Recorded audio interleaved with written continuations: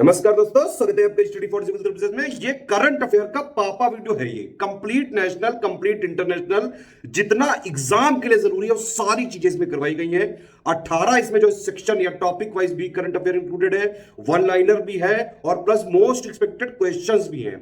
Awards and honour से related हो गया, अपॉइंटमेंट हो गए, स्पोर्ट्स हो गए, समिट हो गए, रैंक एंड रिपोर्ट्स हो गए, इंपॉर्टेंट डेज हो गए, डेट्स हो गए, थीम्स हो गए, books, authors, science and technology से रिलेटेड जितने भी लेटेस्ट डेवलपमेंट है, स्कीम्स जो है गवर्नमेंट के कैंपेन्स हो गए, गवर्नमेंट के एप्स पोर्टल्स हो गए, ऑबिटुअरी हो गई, डिफेंस हो गया, एग्रीमेंट हो गया, एप्स एंड पोर्टल्स हो गए, ब्रांड एम्बेसडर हो गए, जीआई टैग हो गए, साइक्लोन हो गया, प्लेसेस इन न्यूज हो गए और वन लाइनर हो गए। तो कंप्लीट करंट अफेयर है ये, नेशनल प्लस इंटरनेशनल, सभी स्टेट पीसीएस के लिए प्लस सभी वनडे एग्जाम्स के लिए बेहद जरूरी है। ये पूरा वीडियो जरूर देख लिया करिए हर बार। और यूपी पीसीएस की बिल्कुल शुरुआत से लेकर सिलेक्शन तक की तैयारी के ग्रुप हमारे चल रहे हैं। आप उसमें ज्वाइन करके वन स्टॉप डेस्टिनेशन है स्टडी फॉर सिविल सर्विसेज। सारे स्टेट पीसीएस के लिए, चाहे आप यूपी पीसीएस की तैयारी कर रहा हूं, बीपीएससी की तैयारी कर रहा हूं, आरएस की तैयारी कर रहा हूं, एचसीएस की तैयारी कर रहा हूं, एमपीपीएससी की तैयारी कर रहा हूं, उत्तराखंड पीसीएस की तैयारी कर रहा हूं, तो स्टडी फॉर सिविल सर्विसेज का कंप्लीट जो है आप इनिशिएटिव ज्वाइन कर सकते हैं। कंप्लीट वन स्टॉप डेस्टिनेशन रहेगा, सिर्फ और सिर्फ उतना जितना सिलेक्शन के लिए जरूरी है।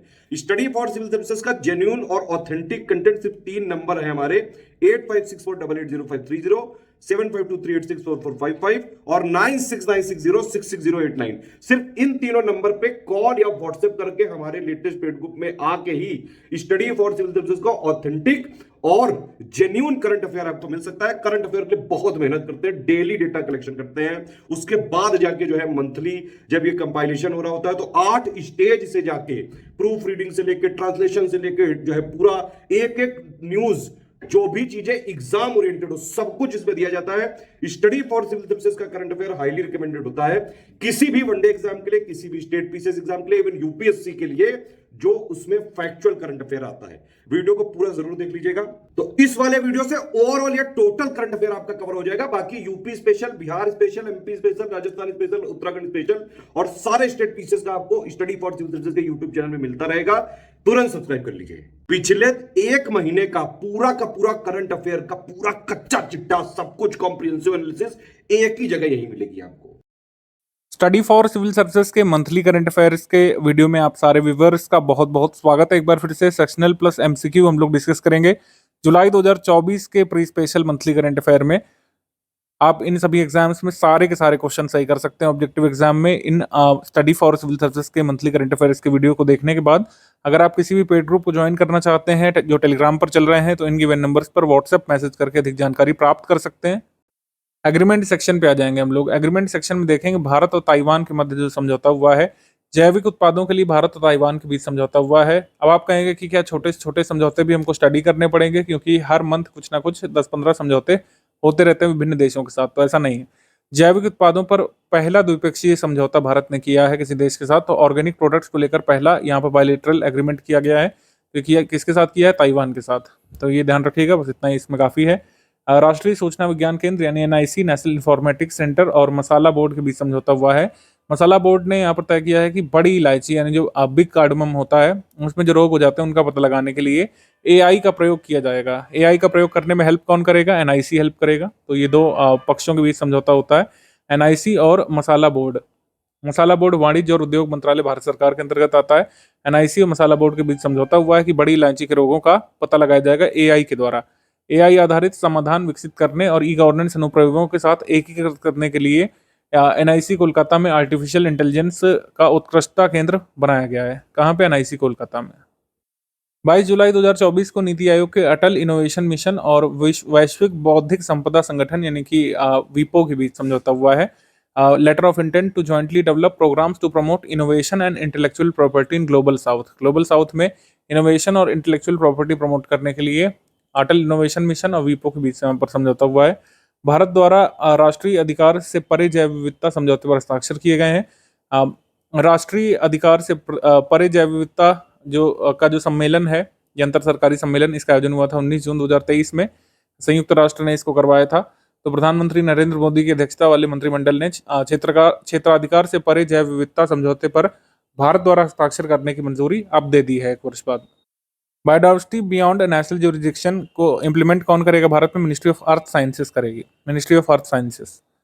अपॉइंटमेंट देखेंगे, अपॉइंटमेंट जुलाई 2024 के अपॉइंटमेंट में पूर्व डच प्रधानमंत्री मार्क रूटे का अपॉइंटमेंट हुआ है उत्तरी अटलांटिक संधि संगठन यानी नाटो के नए महासचिव के रूप में। नॉर्थ अटलांटिक ट्रीटी ऑर्गेनाइजेशन के नए सेक्रेटरी जनरल ये बन गए हैं। इन्होंने जेंस स्टोल्टनबर्ग का स्थान ग्रहण किया है। अगर हम डच की बात करें या फिर नीदरलैंड की बेसिकली बात करें, नीदरलैंड जो देश है, एम्स्टर्डम इसकी राजधानी है, यहाँ पे पड़ता है। ठीक है, नॉर्थ सी को ये फेस करता है, यहाँ पे नॉर्थ सी के साउथ में पड़ता है, या फिर हम लोग कह सकते हैं नीदरलैंड के नॉर्थ में पड़ती है नॉर्थ सी। ठीक है, ये है आपका नीदरलैंड। ये सीमा किससे साझा कर रहा है? सीमा ये साझा करता है यहाँ पे जर्मनी के साथ, और बेल्जियम के साथ। एक तो जर्मनी के साथ सीमा साझा करता है और दूसरा यहाँ पे बेल्जियम के साथ। रवि अग्रवाल जो है केंद्रीय प्रत्यक्ष कर बोर्ड यानी CBDT के नए चेयरपर्सन बन गए हैं। रवि अग्रवाल ने नितिन गुप्ता का स्थान ग्रहण किया है, new chairperson of central board of direct taxes. तो ये तो CBDT चीफ के बारे में बात हो गई। CBIC चीफ पिछले अगस्त से कौन बने हुए हैं? अगस्त 2023 से संजय कुमार अग्रवाल, श्री संजय कुमार अग्रवाल, इनका भी नाम ध्यान रखिएगा। Central board of indirect taxes and customs के चीफ कौन है? संजय कुमार अग्रवाल। श्री CS सेट्टी ये नए चेयरपर्सन बन गए हैं स्टेट बैंक ऑफ इंडिया के। दिनेश कुमार खाड़ा का इन्होंने स्थान ग्रहण किया है। CS Shetty new chairperson of state bank of India. सारे बैंक का हम लोग ने ध्यान रखते हैं, लेकिन SBI का कई बार पूछ सकते हैं, तो हमने यहाँ पे लिखा है। खड्ग प्रसाद शर्मा ओली ये नेपाल के नए प्रधानमंत्री चौथी बार बन गए हैं। इन्होंने विश्वास मत नेपाल की संसद में जीता था, 275 में से 188 मत प्राप्त करके विश्वास मत जीता और पुष्प कमल दाहाल प्रचंड को रिप्लेस कर लिया है नेपाल के प्रधानमंत्री के तौर पर। इसके बाद कीर स्टार्मर लेबर पार्टी के नेता ब्रिटेन के नए प्रधानमंत्री बन गए हैं। ऋषि सुनाक का इन्होंने स्थान ग्रहण कर लिया है। कीर स्टार्मर ने रेशल ग्रीव्स को ब्रिटेन की पहली महिला वित्त मंत्री बनाया है और डेविड लैमी को विदेश सचिव नियुक्त किया है। ब्रिटेन में भारतीय मूल की सांसद शिवानी राजा और बॉब ब्लैकमैन ने भागवत गीता पर हाथ रख करके शपथ ली थी, तो ये एक थोड़ा सा ध्यान रखिएगा। इसके बाद डिक शूफ के बारे में बात करें तो नीदरलैंड यानी डच के नए प्रधानमंत्री बन गए हैं। मार्क रूटे अब हट गए हैं, new prime minister of Netherland. Cyril Ramaphosa की बात करें तो दक्षिण अफ्रीका के नए राष्ट्रपति, दूसरा कार्यकाल इनका शुरू हुआ सिरिल रामफोसा का, साउथ अफ्रीका के नए राष्ट्रपति या फिर सेकंड टर्म के लिए नियुक्त हुए हैं। मसूद पेजेश्कियान सुधारवादी नेता ईरान के नए प्रेसिडेंट बन गए हैं। ईरान के प्रेसिडेंट की मृत्यु हुई थी पिछले महीने हेलीकॉप्टर दुर्घटना में, हमने आपको बताया था। राजिंदर खन्ना की बात करें तो अतिरिक्त राष्ट्रीय सुरक्षा सलाहकार, एडिशनल नेशनल सिक्योरिटी एडवाइजर बने हैं। TV रविचंद्रन और पवन कपूर ये डेप्यूटी NSA यहाँ पे नियुक्त किए गए हैं, डेप्यूटी NSA। विक्रम मिस्री की बात करें तो भारत के नए विदेश सचिव बने हैं विक्रम मिस्री। भारत के नए विदेश सचिव विनय मोहन क्वात्रा, अमेरिका के नए भारत के राजदूत, new Indian ambassador to US Vinay Mohan Kwatra. Simon Mack जो अमेरिकन है, भारत के पहले आर्टिफिशियल इंटेलिजेंस विश्वविद्यालय यूनिवर्सल AI यूनिवर्सिटी जो मुंबई में है, इसके नए कुलपति बने हैं Simon Mack. Professor Simon Mack is the first non Indian to hold the post of vice chancellor of an Indian institution. India first AI intelligence university, मतलब आर्टिफिशियल इंटेलिजेंस यूनिवर्सिटी कहाँ पे है? ये कहाँ पे? मुंबई में है, मुंबई में। और प्रेम सिंह तमांग ये सिक्किम क्रांतिकारी मोर्चा के लीडर, सिक्किम के नए मुख्यमंत्री बने दूसरी बार, प्रेम सिंह तमांग। इसके बाद N चंद्रबाबू नायडू तेलुगु देशम पार्टी के chief minister of Andhra Pradesh, record चौथी बार के लिए बने हैं N चंद्रबाबू नायडू को मुख्यमंत्री बना गया। कोनडेला पवन कल्याण को जन सेना पार्टी के प्रमुख को उप मुख्यमंत्री की शपथ दिलाई थी आंध्र प्रदेश के राज्यपाल अब्दुल नजीर ने। इसके बाद थियो जेम्स ब्रिटिश अभिनेता जो है संयुक्त राष्ट्र शरणार्थी एजेंसी UNHCR के नए वैश्विक सद्भावना राजदूत बने। UNHCR appoints new global goodwill ambassador for UN refugee agency थियो जेम्स। डॉक्टर BN गंगाधर राष्ट्रीय चिकित्सा आयोग के नए अध्यक्ष बने हैं, new chairperson of national medical commission. Antonio Costa ये यूरोपीय काउंसिल के अध्यक्ष बने हैं, इन्होंने चार्ल्स माइकल का स्थान ग्रहण किया। एंटोनियो कोस्टा पुर्तगाल के पूर्व प्रधानमंत्री हैं, यूरोपीय परिषद के नए अध्यक्ष बने हैं। इसके बाद उर्सुला वॉन डर लेयन ये यूरोपीय आयोग की अध्यक्ष बनी दूसरी बार, president of European commission second time, Ursula von der Leyen. Doctor Jitendra Singh भारतीय लोक प्रशासन संस्थान के अध्यक्ष बने हैं। विजया भारती सायनी राष्ट्रीय मानवाधिकार आयोग की नई कार्यकारी अध्यक्ष बनी है। विजय भारती सायनी ने अपना चार्ज लिया है जब फॉर्मर सुप्रीम कोर्ट जज जस्टिस अरुण मिश्रा का कार्यकाल 1 जून को खत्म हुआ था। The president under section 7 clause 1 of the protection of human rights act 1993 is pleased to authorise Shrimati Vijay Bharati Sayani, member national human rights commission, to act as the chairperson of national human rights commission with effect from 2 June 2024 until the appointment of new chairperson in NHRC to fill such vacancy। ये notification आया था union ministry of home affairs की तरफ से। इनको किनके द्वारा appoint किया जाता है? प्रेसिडेंट ऑफ इंडिया के द्वारा, president of India. Elisa de Anda Madrazo, ये वित्तीय कार्यवाही कार्यबल यानी कि फाइनेंशियल एक्शन टास्क फोर्स की नई अध्यक्ष बनी है, एलिसा डी एंडा मैड्राजो। ये FATF का नेतृत्व करने वाली पहली मैक्सिकन बन गई हैं, मैक्सिको से हैं ये। गौतम गंभीर पूर्व भारतीय क्रिकेटर, भारतीय पुरुष क्रिकेट टीम के मुख्य कोच, हेड कोच ये बन गए हैं 27 जुलाई से। इनका कार्यकाल शुरू हो गया है। राहुल द्रविड़ इनसे पहले मुख्य कोच थे। मोनेलो मार्किस ये भारतीय पुरुष फुटबॉल टीम के मुख्य कोच बनाए गए हैं। मनोज कुमार सिंह उत्तर प्रदेश के नए मुख्य सचिव बन गए हैं। दुर्गा शंकर मिश्र का इन्होंने स्थान ग्रहण किया मनोज कुमार सिंह ने। सुजाता शौनिक की बात करें तो first women chief secretary of Maharashtra ये बनी है। कैप्टन सुप्रीता सीटी मैसूर से विश्व के सबसे ऊंचे युद्ध क्षेत्र सियाचिन ग्लेशियर में तैनात होने वाली आर्मी वायु रक्षा कोर की पहली महिला अधिकारी बनी है। PV सिंधु भारतीय बैडमिंटन खिलाड़ी, brand ambassador for tobacco control. Shikhar Dhawan पूर्व भारतीय क्रिकेटर, मोटो GP इंडिया के नए ब्रांड एम्बेसडर बने हैं। मानवी मधु कश्यप भागलपुर बिहार से, बिहार में सब इंस्पेक्टर के पद पर नियुक्ति होने वाली पहली ट्रांसजेंडर व्यक्ति बनी है मानवी मधु कश्यप, ये भागलपुर बिहार से हैं। धीरेन्द्र ओझा ये पत्र सूचना कार्यालय PIB के नए महानिदेशक बने हैं। मोहन लाल लाठर ये राजस्थान के नए मुख्य सूचना आयुक्त बने हैं CIC।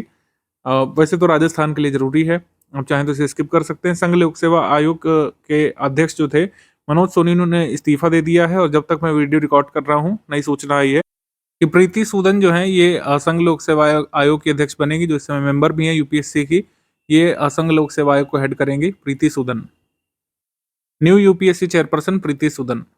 राष्ट्रपति द्रौपदी मुर्मू द्वारा जो नवनियुक्त राज्यपाल उनके केंद्र शासित राज्य प्रदेश हैं, जब भी कई सारे राज्यपालों को बदला जाता है तो उससे कई बार मैचिंग वाला क्वेश्चन बनने की संभावना होती है आपके अपकमिंग एग्जाम में। और जितने भी एग्जाम अब जुलाई मंथ के बाद होने वाले हैं, तो एक बार ये लिस्ट देख लीजिएगा। बहुत एक्सपेक्टेड है एक मैचिंग वाला क्वेश्चन जिसमें राज्यपाल और राज्यों को मिलाने के लिए आ सकता है, तो देख लीजिएगा इस पे। हरिभाऊ किशन राव बागड़े को राजस्थान का नया राज्यपाल बनाया गया है। जिष्णुदेव शर्मा को तेलंगाना का नया राज्यपाल बनाया गया है। रमन डेका को छत्तीसगढ़ का नया राज्यपाल नियुक्त किया गया है। संतोष कुमार गंगवार को झारखंड का नया राज्यपाल, ओम प्रकाश माथुर को सिक्किम का नया राज्यपाल बनाया गया है। CH विजयशंकर को मेघालय का नया राज्यपाल, P राधाकृष्णन को झारखंड से महाराष्ट्र का राज्यपाल नियुक्त किया गया है। गुलाब चंद्र कटारिया को असम से पंजाब और चंडीगढ़ का राज्यपाल बनाया गया है। लक्ष्मण प्रसाद आचार्य को सिक्किम से असम का राज्यपाल नियुक्त किया गया है। उसके बाद आ जाते हैं अवार्ड्स एंड ऑनर्स में हम लोग। अवार्ड्स एंड ऑनर्स में WHO वैश्विक तंबाकू निषेध दिवस पुरस्कार, ये ओडिशा टोबैको कंट्रोल सेल को पुरस्कार मिला WHO की तरफ से। WHO world no tobacco day award 2024। No tobacco day कब मनाया जाता है, क्या आप कमेंट करके बता सकते हैं? Mazagon dock ship builders limited, जो ये कंपनी थी, मिनी रत्न कंपनी पहले थी, अभी नवरत्न कंपनी बन गई है। 18th Navratna company of India. Department of public enterprises, ministry of finance के द्वारा दर्जा दिया जाता है। नवरत्न कंपनी का दर्जा इनको प्राप्त हुआ 25 जून 2024 को, और इन्हें मिनी रत्न का दर्जा कब मिला था? 2006 में। इसके बाद मिनी रत्न श्रेणी का स्टेटस किस कंपनी को गया है? सेंट्रल इलेक्ट्रॉनिक्स लिमिटेड CEL को। मिस AI, ये विजेता मिस AI कंपटीशन की बनी है केन्जा लाइली, मोरक्को की वर्चुअल इन्फ्लुएंसर। पेन प्रिंटर पुरस्कार, ये किसी भारतीय को मिलता है, तब हम देखते हैं। भारतीय को मिला है अरुंधति रॉय को, इंडियन ऑथर अरुंधति रॉय को पेन प्रिंटर पुरस्कार मिला है। First Indian to receive this award. Gandhi Mandela पुरस्कार, गांधी मंडेला पुरस्कार ये रिगोबेर्टा मेंचू टुम या ग्वाटेमाला के कार्यकर्ता, इन्हें मिला है। विक्टर गोंजालेस टोरेस जो मैक्सिकन राजनीतिज्ञ हैं, उन्हें मिला है गांधी मंडेला फाउंडेशन की तरफ से। London school of economics and political science में मानद फेलोशिप मिली है NK सिंह को, भारतीय अर्थशास्त्री, और जो इस समय फॉर्मर चेयरपर्सन कहलाते हैं 15th फाइनेंस कमीशन के। 15th FC के चेयरपर्सन NK सिंह थे। अब कौन हेड कर रहे हैं 16th फाइनेंस कमीशन को, आपको पता होना चाहिए। अरविंद पनगड़िया लीड कर रहे हैं। Locarno film festival career award, Pardo alla Carriera Ascona Locarno tourism, ये फ्रेंच भाषा में अवार्ड कहा जाता है। Locarno film festival career award मिला है अभिनेता शाहरुख खान को। इस सम्मान से सम्मानित किए जाने वाले फर्स्ट इंडियन एक्टर ये हैं। उसके बाद 12वां विश्व हिंदी पुरस्कार ये डॉक्टर उषा ठाकुर को मिला था। 12वां विश्व हिंदी पुरस्कार नेपाल में भारतीय दूतावास द्वारा आयोजित हिंदी संवाद कार्यक्रम में हिंदी साहित्य के विकास में योगदान के लिए पुरस्कार डॉक्टर उषा ठाकुर को मिला था। गोल्डन सैंड मास्टर अवार्ड और गोल्डन सैंड मास्टर अवार्ड और गोल्ड मेडल ये सुदर्शन पटनायक को मिला था, जो सैंड आर्टिस्ट हैं। रूस का सर्वोच्च नागरिक सम्मान order of the Saint Andrews the Apostle, ये पुरस्कार श्री नरेंद्र मोदी को मिला था। इस पुरस्कार को प्राप्त करने वाले पहले भारतीय नेता हैं। भारतीय प्रधानमंत्री को ये पुरस्कार उनकी रूस यात्रा के दौरान रूस राष्ट्राध्यक्ष पुतिन के द्वारा दिया गया था पुरस्कार। Highest civilian honour order of the Saint Andrews the Apostle. इसके बाद फ्रांस के सर्वोच्च नागरिक सम्मान chevalier de la Legion de honneur या फिर लीजियन डी ऑनर पुरस्कार ये फ्रांस का जो होता है रोशनी नादर मल्होत्रा को मिला है। HCL टेक की अध्यक्ष रोशनी नादर मल्होत्रा को। वर्ष 2022 से 23 के लिए carbon disclosure project CDP climate award, carbon disclosure project award ये मिला है रिलायंस जियो इन्फोकॉम को, international rating agency carbon disclosure project के द्वारा। इन्हें A रेटिंग मिली है यहाँ पर अपने कार्बन फुटप्रिंट को रिड्यूस करने के मामले में। मानवता के लिए 2024 का गुलबेंकियन पुरस्कार आंध्र प्रदेश सामुदायिक प्राकृतिक कृषि मॉडल को मिला है। Andhra Pradesh community natural farming APCNF के द्वारा ये पुरस्कार किसे मिला है? ये अन्य लोगों को मिला है, जैसे रतन लाल, और मिस्र की एक संस्था है जिसका नाम है Sekem, Egypt based organisation Sekem, soil scientist Rattan Lal को, और community natural farming model Andhra Pradesh को ये पुरस्कार मिला है। साहित्य अकादमी भाषा पुरस्कार ये डॉक्टर पुरुषोत्तम अग्रवाल को मिला है साहित्य अकादमी की तरफ से, साहित्य अकादमी भाषा सम्मान 2021। कृषि नेतृत्व पुरस्कार एग्रीकल्चर लीडरशिप पुरस्कार ये बागवानी में सर्वश्रेष्ठ राज्य का पुरस्कार इसमें मिला है नागालैंड को एग्रीकल्चर टुडे ग्रुप के द्वारा। सर्वश्रेष्ठ कृषि राज्य पुरस्कार ये महाराष्ट्र को मिला है। उत्कृष्ट शोधकार के लिए प्रतिष्ठित कृषि नेतृत्व पुरस्कार ICAR भारतीय गन्ना अनुसंधान संस्थान लखनऊ को ये पुरस्कार मिला है। ICAR लखनऊ को ये पुरस्कार मिला है। Prestigious agricultural leadership award for outstanding research work 2024। सर्वश्रेष्ठ प्रौद्योगिकी पुरस्कार ये Indian institute of spices research को मिला है। श्री शिवराज सिंह चौहान के द्वारा पुरस्कार दिया गया था। बेस्ट टेक्नोलॉजी पुरस्कार Indian institute of spices research को। हैरी मैसी पुरस्कार प्रहलाद चंद्र अग्रवाल को। विक्रम साराभाई पदक ये अनिल भारद्वाज को पुरस्कार मिला था। ठीक है, तो ध्यान रखिएगा। विक्रम साराभाई मेडल किसके द्वारा दिया जाता है? इसरो के द्वारा और कोसपार के द्वारा, कमेटी ऑन स्पेस रिसर्च के द्वारा, और इसरो के द्वारा पुरस्कार दिया जाता है। हैरी मैसी पुरस्कार प्रहलाद चंद्र अग्रवाल को, विक्रम साराभाई पुरस्कार अनिल भारद्वाज को। इसके बाद क्रिप्स नेशनल स्पेलिंग बी प्रतियोगिता, ये काफी फेमस ऑनलाइन प्रतियोगिता, मतलब ऑनलाइन काफी इसकी चर्चा होती है। ये बृहत सोमा को मिली थी, इंडियन अमेरिकन। 90 सेकंड में 29 शब्दों के सही उच्चारण करके फैजान जकी को इन्होंने हराया था टाई ब्रेकर में, बृहत सोमा ने। मसाला पुरस्कार ये सोपना कलिंगल को मिला था, कलिंगल बागान त्रिशूर के लिए। आईकार मसाला अनुसंधान संस्थान के द्वारा ये मसाला पुरस्कार, ये स्पाइस अवार्ड दिया जाता है। वित्तीय समावेशन तक पहुंच और स्ट्रीट वेंडर सशक्तिकरण पुरस्कार ये दिया गया था। कई सारी कैटेगरीज थी जो जरूरी हम उस पर देखेंगे। सर्वश्रेष्ठ प्रदर्शन करने वाले राज्य ऋण प्रदर्शन की श्रेणी में, ऋण प्रदर्शन की श्रेणी में बड़े राज्यों में प्रथम पुरस्कार मध्य प्रदेश ने जीता है। उत्कृष्ट प्रदर्शन के लिए विशेष पुरस्कार ये महाराष्ट्र ने, द्वितीय पुरस्कार उत्तर प्रदेश ने। सर्वश्रेष्ठ प्रदर्शन करने वाले ULB ऋण प्रदर्शन में, ULB के मामले में प्रमुख शहर जिनकी जनसंख्या 1 से 10 लाख के बीच है, उज्जैन नगर निगम मध्य प्रदेश। शहर जिनकी जनसंख्या 1 लाख से कम है, प्रथम पुरस्कार नवाबगंज नगर पालिका उत्तर प्रदेश। तृतीय पुरस्कार नगर पालिका परिषद सारनी मध्य प्रदेश। सर्वश्रेष्ठ प्रदर्शन करने वाले ULB स्वनिधि समृद्धि उपलब्धि की श्रेणी में, तो मेगा और मिलियन प्लस शहर जिनकी जनसंख्या 10 लाख से अधिक है, उसमें प्रथम पुरस्कार वाराणसी नगर निगम को मिला है स्वनिधि समृद्धि में उपलब्धि की श्रेणी में। प्रमुख शहर 1 से 10 लाख जनसंख्या के बीच, प्रथम पुरस्कार झांसी नगर निगम उत्तर प्रदेश को। उसके बाद शहर जनसंख्या 1 लाख से कम, प्रथम पुरस्कार सराय अकील नगर पंचायत यहाँ पे उत्तर प्रदेश को। Systematic progressive analytical real time ranking spark पुरस्कार डे एन्यूलम प्रदर्शन में प्रथम, मतलब ये बड़े शहर श्रेणी में समग्र राज्य का प्रदर्शन केरल टॉप पर, द्वितीय पर उत्तर प्रदेश। स्पार्क पुरस्कार में सेकंड पर कौन है? राज्यों के मामले में उत्तर प्रदेश।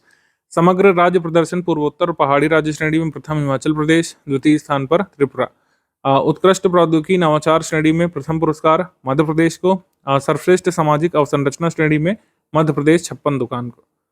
तो इस तरीके से परफॉर्मेंस रिकॉग्निशन, ये प्रेज अवार्ड स्वनिधि के तहत ये दिए गए थे। इसमें अलग अलग कैटेगरीज हैं, जो जिस राज्य से आप आते हैं वो जरूर देख लीजिएगा। जैसे उत्तर प्रदेश किन किन कैटेगरीज में फर्स्ट अवार्ड इसने जीता है, जैसे Nawabganj municipality Uttar Pradesh, towns population less than 1 lakh, ये लोन परफॉर्मेंस यूएलबी की श्रेणी में। फिर राज्यों की श्रेणी में best performing ULB in terms of prosperity through Svanidhi, Svanidhi Samriddhi के मामले में first prize Varanasi municipal corporation Uttar Pradesh को। तो इस तरीके से देखना है इसको आपको। साहित्य अकादमी युवा पुरस्कार साहित्य अकादमी की तरफ से, हिंदी भाषा स्मृतियों के बीच गिरी है पृथ्वी, गौरव पांडे का जो कविता संग्रह है हिंदी के लिए। अंग्रेजी भाषा के लिए homeless growing up lesbian and dyslexics in India, ये संस्मरण के वैशाली का। स्टेपनी नामक एक कहानी संग्रह, ये जावेद अंबर मिसबाही का। मैथिली भाषा के लिए, गुजराती भाषा के लिए, कश्मीरी भाषा के लिए एक बार देख लीजिएगा। हिंदी और अंग्रेजी जरूर देख लीजिएगा, उर्दू। साहित्य अकादमी बाल पुरस्कार, इसमें हिंदी भाषा के लिए 51 बाल कहानियां, कहानी संग्रह देवेंद्र कुमार। अंग्रेजी भाषा the blue horse and the other amazing animals from Indian history, Nandini Sengupta. Bubhukshitah Kaka, ये हर्षदेव माधव द्वारा संस्कृत भाषा के लिए। उर्दू के लिए बर्फ का देश अंटार्कटिका, शमसुल इस्लाम फारूकी के द्वारा। ठीक है, बस इतना काफी है। कश्मीरी और ये गुजराती आप स्किप कर सकते हैं, राजस्थानी देख सकते हैं अगर आप राजस्थान से हैं। बढ़ते हैं हम लोग आगे। बुक्स एंड ऑथर में देखेंगे जुलाई 2024 में पाथवे टू पेरिस, ये पुस्तिका पाथवे टू पेरिस का इसका विमोचन खेल मंत्री डॉक्टर मनसुख मंडाविया ने किया था। इस पुस्तिका में भारतीय दल के लिए ओलंपिक 2024 के सफर पर प्रकाश डाला गया है। भारत को वर्ष 2047 तक खेल उत्कृष्टता के शीर्ष 5 देशों में से एक में शामिल होने की घोषणा इन्होंने की थी।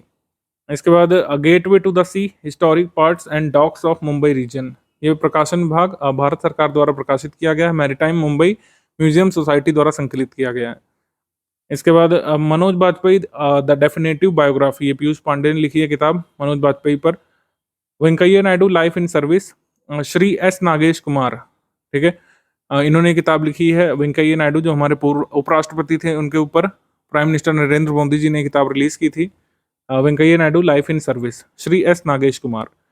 Celebrating Bharat the mission and message of Shri M Venkaiah Naidu as 13th vice president of India, ये डॉक्टर आई.वी. सुब्बा राव, भारत के उपराष्ट्रपति के पूर्व सचिव ने किताब लिखी थी, ये भी वेंकैया नायडू के ऊपर है। Mahaneta life and journey of Shri M Venkaiah Naidu, ये श्री संजय किशोर ने लिखी थी। इस पुस्तक का विमोचन भी प्रधानमंत्री जी ने किया था। तो 3 किताब ये जुलाई मंथ में एम वेंकैया नायडू जी पर लिखी गई थी, 3 अलग अलग लोगों के द्वारा। महानेता श्री संजय किशोर के द्वारा, डॉक्टर आई.वी. सुब्बा राव के द्वारा सेलिब्रेटिंग भारत, और Venkaiah Naidu life in service Shri S Nagesh Kumar के द्वारा। 3 किताबें हैं। कारगिल युद्ध द टर्निंग पॉइंट, ये स्वर्गीय कर्नल एम.बी. रविंद्रनाथ ने लिखी थी किताब। Power within the leadership legacy of Narendra Modi, doctor R Bal Subramaniam ने लिखी है। द प्रिजनर ऑफ भोपाल, ये उपन्यास टिम वॉकर ने लिखा है। भोपाल गैस ट्रेजेडी की 40वीं वर्षगांठ पर रिलीज किया गया, द प्रिजनर ऑफ भोपाल।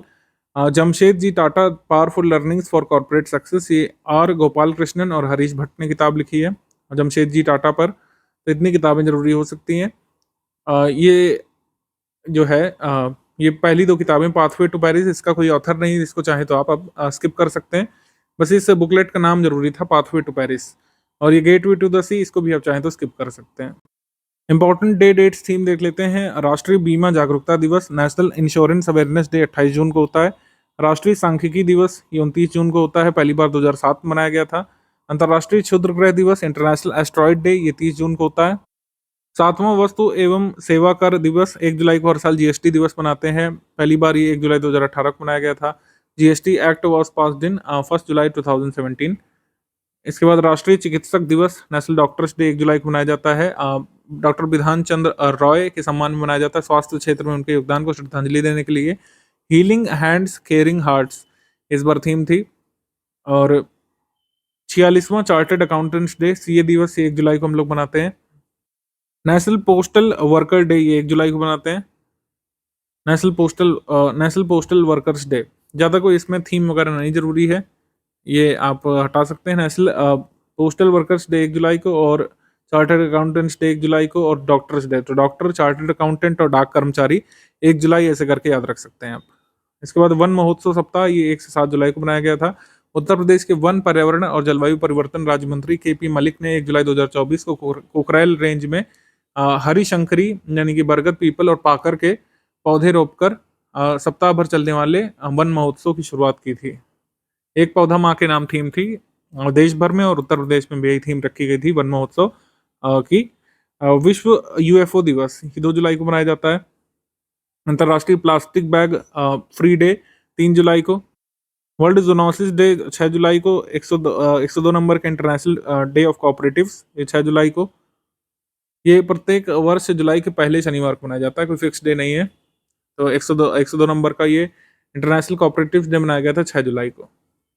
और 24वां राष्ट्रीय मत्स्य किसान दिवस ये 10 जुलाई को मनाया गया था।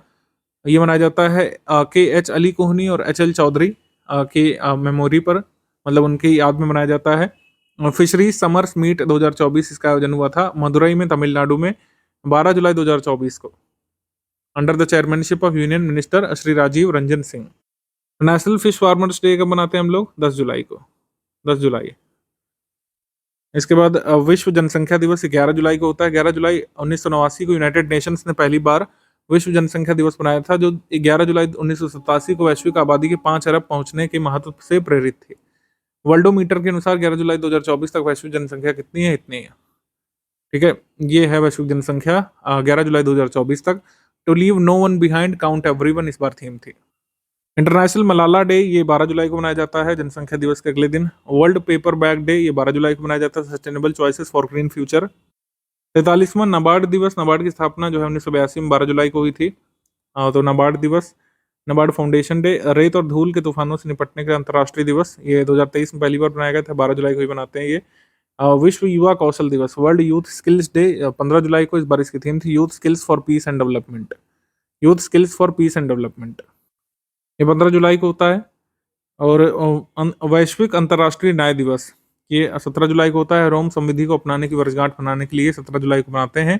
रोम स्टैच्यूट वह संधि है जो 17 जुलाई 1998 को आईसीसी की मतलब जिससे इंटरनेशनल कोर्ट ऑफ जस्टिस की स्थापना की गई थी रोम स्टैच्यूट से के द्वारा 17 जुलाई 1998 को। ठीक है, 17 जुलाई को मनाते हैं अंतर्राष्ट्रीय न्याय दिवस। नेल्सन मंडेला अंतर्राष्ट्रीय दिवस 18 जुलाई को मनाते हैं। Combat poverty and inequality is in our hands इस बार थीम थी। वर्ल्ड चेस डे ये 20 जुलाई को मनाते हैं। 1500 साल पुराना खेल है और इसका उद्भव भारत में हुआ था। इसे चतुरंगा के नाम से जाना जाता है, आप ध्यान रखिएगा, चतुरंगा। अंतर्राष्ट्रीय चंद्रमा दिवस ये 20 जुलाई को मनाते हैं। और वर्ल्ड ब्रेन डे ये 22 जुलाई को। नेशनल मैंगो डे ये 22 जुलाई को। National mango day was started by national horticulture board of India in 1987।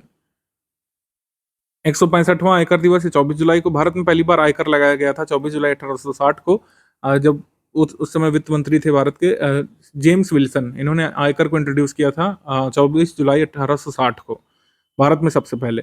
विश्व drowning prevention day, world drowning prevention day ये 25 जुलाई को मनाया गया था। कारगिल विजय दिवस ये 26 जुलाई को हर साल हम लोग मनाते हैं। International day for conservation of mangrove ecosystem ये 26 जुलाई को मनाते हैं। और वर्ल्ड नेचर कंजर्वेशन डे 28 जुलाई को मनाते हैं। हेपेटाइटिस दिवस 28 जुलाई को। विज्ञान एवं प्रौद्योगिकी यानी कि साइंस टेक पे आ जाएंगे। अग्नि बचाव सहायक ड्रोन विकसित किया गया है। फायर रेस्क्यू असिस्ट ड्रोन ये डेवलप किया है भारतीय प्रौद्योगिकी संस्थान यानी कि आईआईटी धारवाड़ के शिक्षकों और छात्रों की टीम ने अग्नि बचाव सहायक ड्रोन विकसित किया है। Indian institute of technology Dharwad ने, हम लोग कह सकते हैं, fire rescue assist drone develop किया है। बस इतना ही एग्जाम में आने लायक है। चंद्रमा पर एक गुफा मिली है। इटालियन साइंटिस्ट जो हैं 2 लोग, उन लोगों ने चंद्रमा पर उन्नत रडार प्रौद्योगिकी का प्रयोग करके, जहां पर अपोलो 11 ने लैंड किया था वहां से 250 मीटर दूर जो सी ऑफ ट्रांक्विलिटी है मून में, वहां के में 100 मीटर की एक गुफा की खोज की है। 100 meter cave has been discovered in the Sea of Tranquility and 250 miles away from the Apollo 11 landing site. विश्व की पहली high speed carbon fibre train इसको अनवील किया है चीन ने किंगदाओ सिटी में। विश्व की पहली high speed carbon fibre passenger train है। कार्बन फाइबर के बारे में हमने अपने पास्ट वीडियोस में बताया था, बहुत ही रिवोल्यूशनरी मटेरियल है क्योंकि ये बहुत ही हल्का मटेरियल है और 5 से 10 गुना ज़्यादा यहाँ पे स्ट्रांग है स्टील से कंपेयर करें तो स्टील का जितना भार है उससे करीब 60% कम होता है और 5 से 10 गुना स्ट्रांग और टेंसाइल स्ट्रेंथ वाला होता है स्टील की तुलना में। मतलब प्लास्टिक से भी हल्का और स्टील से भी ज़्यादा मजबूत, स्टील से कई गुना मजबूत होता है कार्बन फाइबर। तो ट्रेन को अधिकतम 87 माइल्स प्रति घंटा की रफ्तार से चलाया जा सकता है। ट्रेन का निर्माण चीन की ट्रेन निर्माता कंपनी किंगदाओ और सिफांग ने किया है। रक्षा अनुसंधान और विकास संगठन यानी डीआरडीओ ने मौसम के पूर्वानुमान हेतु नई लाइडार टेक्निक विकसित की है, जिसको मेघ सूचक नाम दिया गया है। मेघ सूचक लाइडार टेक्निक में लेजर के जरिए बादलों और धूलकों का आकलन किया जाता है। इससे एक लेजर बीम के जरिए किरणें बादलों और धूल कणों तक जाती हैं और उनसे टकराकर वापस लौटती हैं। ये प्रक्रिया 1 सेकंड में के भीतर लाखों बार दोहराई जाती है और इससे एक डेप्थ मैप बनता है, ठीक है, जो मौसम के पूर्वानुमान में निर्णायक साबित होता है। लाइडार में जिस लेजर का प्रयोग किया जाता है उसमें हम किस रेस का यूज करते हैं? नियर इंफ्रारेड, विजिबल और समटाइम्स यूवी रेस का। जलवायु परिवर्तन अध्ययन के लिए एक अर्थ केयर उपग्रह लॉन्च किया गया है।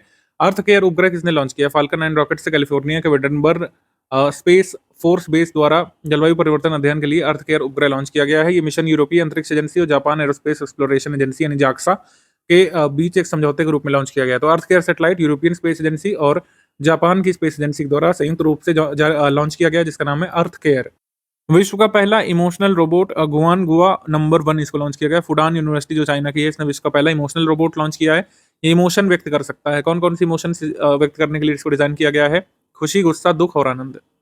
रिजनरेटिव ब्रेकिंग काफी चर्चा में है। ईवीज काफी सारी आने लग रही हैं अलग अलग कंपनीज की, और ज्यादातर में फीचर रिजनरेटिव ब्रेकिंग का दिया रहता है। रिजनरेटिव ब्रेकिंग क्या करता है? ये फिनोमिना है design to recover kinetic energy from the wheels of vehicle and divert it into a form that can be used immediately, stored और used after some time. In electric vehicles, the system plays a crucial role in enhancing energy efficiency. Regenerative braking का ये मतलब होता है कि अगर आप कोई ईवी चला रहे हैं तो उसमें जो घूमते पहियों में जो काइनेटिक एनर्जी है, इसको डाइवर्ट किया जा सकता है मोटर की तरफ। तो motor acts as a generator. Motor generator के तरीके एक्ट करने लगता है, क्योंकि जो पहिए चल रहे होते हैं वो व्हील जो कह सकते हैं शाफ्ट घुमाने में मदद करते हैं, मोटर का शाफ्ट घुमाने में, और मोटर उस समय एक जनरेटर के तौर पर काम करने लगता है। तो इस तरीके से घूमते हुए पहियों से जो हम जनरेट करते हैं इलेक्ट्रिसिटी, जिसे बाद में उपयोग किया जा सकता है, उसे रिजनरेटिव ब्रेकिंग बोलते हैं। आपसे ये पूछ सकते हैं रिजनरेटिव ब्रेकिंग में कौन सी ऊर्जा किस में कन्वर्ट होती है? काइनेटिक एनर्जी जो है, जो घूमते हुए पहियों की, ये स्टोर की जाती है जिससे बाद में यूज किया जा सके। मोटर जो है ये जनरेटर के रूप में काम करने लगती है, जिससे रिजनरेटिव काइनेटिक एनर्जी का यूज किया जा सके। स्वालबार्ड आर्कटिक महासागर में स्थित एक नॉर्वेगियन द्वीप समूह है। स्वालबार्ड काफी चर्चा में है। यह विश्व के शीर्ष पर स्थित एक द्वीप समूह है। उत्तरी ध्रुव और नॉर्वे के बीच स्थित है। इस द्वीप समूह का सबसे बड़ा द्वीप स्पिट्सबर्गेन है और सबसे ऊंचा पर्वत न्यूटन टॉपन है, ठीक है। स्पिट्सनबर्ग यहाँ पर सबसे ऊंचा सबसे लार्जेस्ट आइलैंड है इस आर्किपेलागो का, और हाईएस्ट माउंटेन यहाँ पर न्यूनन टॉपन है। डिफेंस सेक्शन पे आ जाएंगे। 8वीं संयुक्त समुद्री अभ्यास जाइमेक्स। जाइमेक्स हम लोग इसके साथ करते हैं जापान के साथ। इस बार योकोसुका में हुआ था, जापान में। रेड फ्लैग अभ्यास ये अलास्का में हुआ था, अमेरिका में। रेड फ्लैग भारतीय वायुसेना की एक टुकड़ी ने इसमें भाग लिया था। ये हर 4 वर्ष में एक बार आयोजित किया जाता है, रेड फ्लैग। उसके बाद 13वां संयुक्त सैन्य अभ्यास मैत्री। मैत्री हम लोग थाईलैंड के साथ करते हैं। ये मैत्री इस बार हुआ था थाईलैंड में हुआ था मैत्री। संयुक्त सैन्य अभ्यास नोमैडिक एलिफेंट। नोमैडिक एलिफेंट हम लोग मंगोलिया के साथ करते हैं, मेघालय में आयोजित हुआ था, उमरोई में। वायुसेना अभ्यास पिच ब्लैक एक्सरसाइज 2024, ये डार्विन ऑस्ट्रेलिया में हुई थी, और भारत और मेजबान देश ऑस्ट्रेलिया सहित कुल इसमें 20 देश शामिल हुए थे पिच ब्लैक में। 21वां बहुराष्ट्रीय सैन्य अभ्यास खान क्वेस्ट भारत, अमेरिका और मंगोलिया करते हैं। उलान बाटर में हुआ था, मंगोलिया में। Indigenous light tank Zorawar Hazira Gujarat में फाइनली अनवील कर दी गई है। डीआरडीओ ने डेवलप किया इसको हजीरा गुजरात में। इसको हम लोग बोल सकते हैं स्वदेशी हल्का युद्धक टैंक जोरावर को रक्षा अनुसंधान और विकास संगठन और लार्सन एंड ट्यूब्रो ने संयुक्त रूप से विकसित किया है। इस टैंक का नाम जम्मू के डोगरा राजवंश के प्रसिद्ध जनरल जोरावर सिंह के नाम पर रखा गया है, जोरावर टैंक। ये सभी परीक्षणों के बाद 2027 में भारतीय सेना में शामिल होगा। एकीकृत जनरेटर निगरानी नियंत्रण प्रणाली विद्युत रक्षक। सेना डिजाइन ब्यूरो द्वारा एक एकीकृत जनरेटर निगरानी संरक्षण नियंत्रण प्रणाली विद्युत रक्षक की लॉन्च किया गया था 10 जून को। ऑबिचरीज में देख लेते हैं। ऑबिचरीज में सीवी चंद्रशेखर, चंद्रू अन्ना इनको बोलते थे, भरतनाट्यम के नर्तक, ये नहीं रहे। पद्म भूषण इन्हें मिला था 2011 में। स्मृति बिस्वास ये एक्ट्रेस थी, 100 वर्ष की आयु में इनका निधन हुआ है 3 जुलाई 2024 को। हमजा हज ये इंडोनेशिया के पूर्व उपराष्ट्रपति, ये नहीं रहे।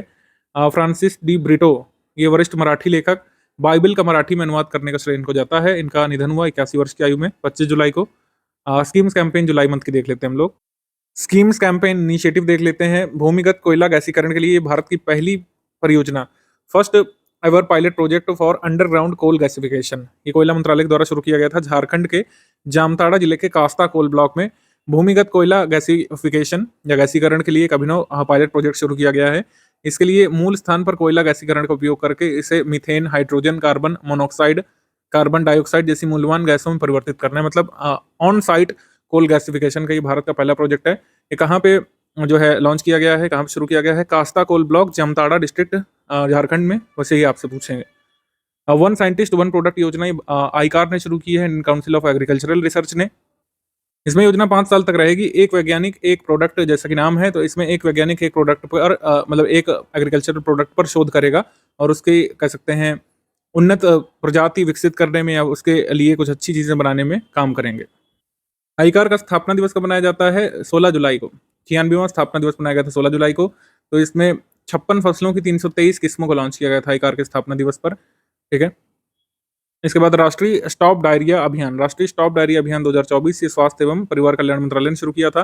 5 वर्ष से कम आयु के बच्चों को 2 आरएस पैकेट और जिंक की को पैकेजिंग के साथ 2 महीने तक ये अभियान चलाया जाना शामिल है। प्रारंभिक चरण 1 जुलाई से 31 अगस्त 2024 तक चलने वाला है। प्रारंभिक चरण एक्चुअली 14 जून से 30 जून तक, और दूसरा चरण जो है 1 जुलाई 2024 से 31 अगस्त 2024 तक स्टॉप डायरिया। इसके बाद जीवन समर्थ इनिशिएटिव, ये एलआईसी ने शुरू किया था। इससे पहले का उद्देश्य भारत में लोगों तक बीमा की पहुंच को बढ़ाना था। जीवन समर्थ इनिशिएटिव। उसके बाद आ जाते हैं हम लोग प्रोजेक्ट अस्मिता पर। प्रोजेक्ट अस्मिता के तहत शिक्षा मंत्रालय और यूजीसी ने अगले 5 वर्षों में भारतीय भाषाओं में 22,000 पुस्तकों को विकसित करने के लिए 16 जुलाई 2024 को एक परियोजना शुरू की थी।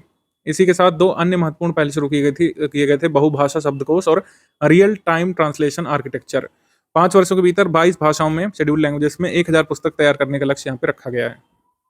मतलब हर भाषा में 1000 पुस्तक, तो 22 भाषाओं में 22,000 पुस्तक यहाँ पर तैयार करने का लक्ष्य रखा गया है। अस्मिता का फुल फॉर्म है यहाँ पर augmenting study materials in Indian languages through translation and academic writing. ये प्रोजेक्ट अस्मिता है शिक्षा मंत्रालय का। इसके बाद आ जाते हैं हम लोग एनपीएस वात्सल्य योजना पर। वित्त मंत्री जी ने 23 जुलाई 2024 को बजट 2024 के संबोधन के दौरान एनपीएस वात्सल्य योजना का अनावरण किया था। इसमें यह है कि माता पिता अपने बच्चों के लिए फंड इकट्ठा कर सकेंगे। इस योजना में माता पिता अपने बच्चों के लिए कंट्रीब्यूशन करेंगे। जब बच्चे की उम्र 18 साल हो जाएगी तो स्कीम नियमित एनपीएस में बाय डिफॉल्ट कन्वर्ट हो जाएगी, नेशनल पेंशन स्कीम में। राज्य की योजनाएं, अच्छा ये और ध्यान रखिएगा कि scheme is for all Indian citizen including NRI. राज्य की योजनाएं, समिति और कार्यक्रम जो काफी चर्चा में रहते हैं उनको देख लेते हैं। पेखूबेला सौर परियोजना।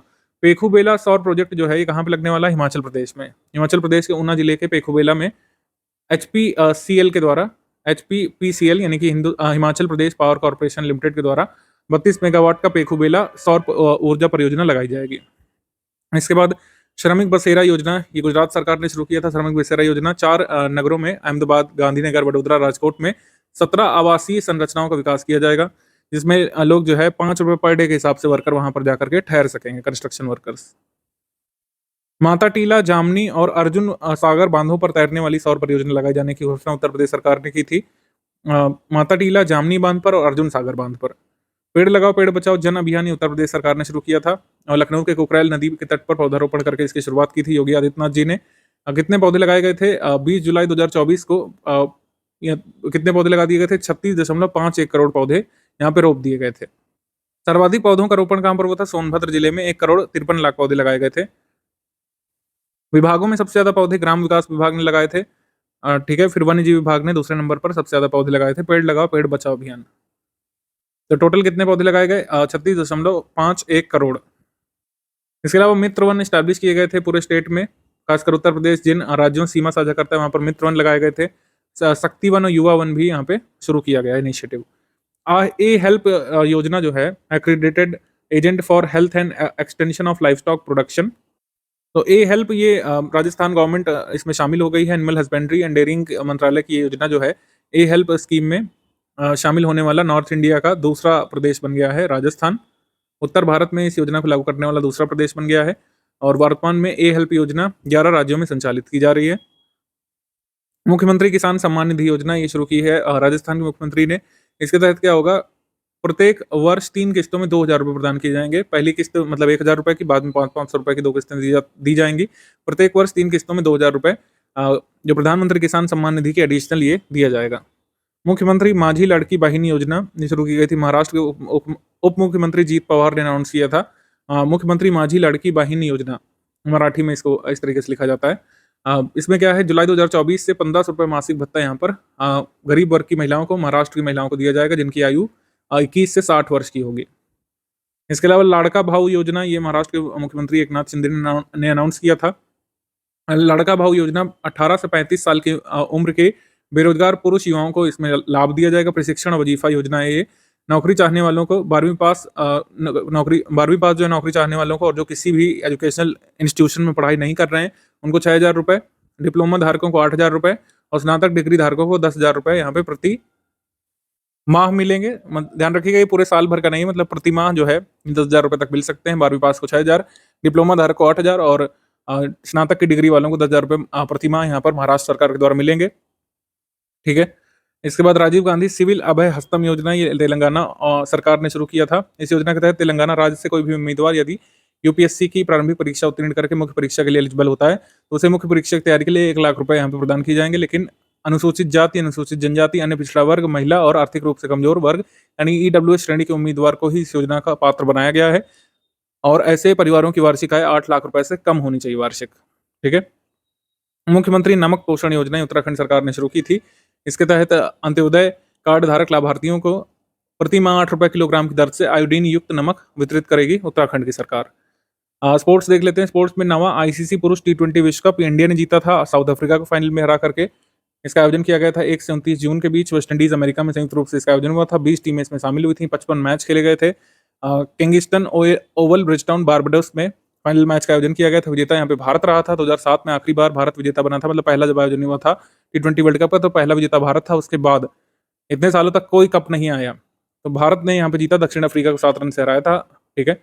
प्लेयर ऑफ द सीरीज यहाँ पे जसप्रीत बुमराह रहे थे भारत से, और smart catch of the match ये सूर्य कुमार यादव। जिन लोगों ने मैच देखा होगा उन्हें पता होगा सूर्य कुमार यादव के कैच का क्या महत्व था। सर्वाधिक रन रहमानुल्लाह गुरबाज अफगानिस्तान से, पूरी सीरीज में सर्वाधिक रन, सर्वाधिक विकेट अर्शदीप सिंह ने लिए थे 17 विकेट, और फजलुल्लाह फारूकी दोनों ने 17 विकेट लिए थे।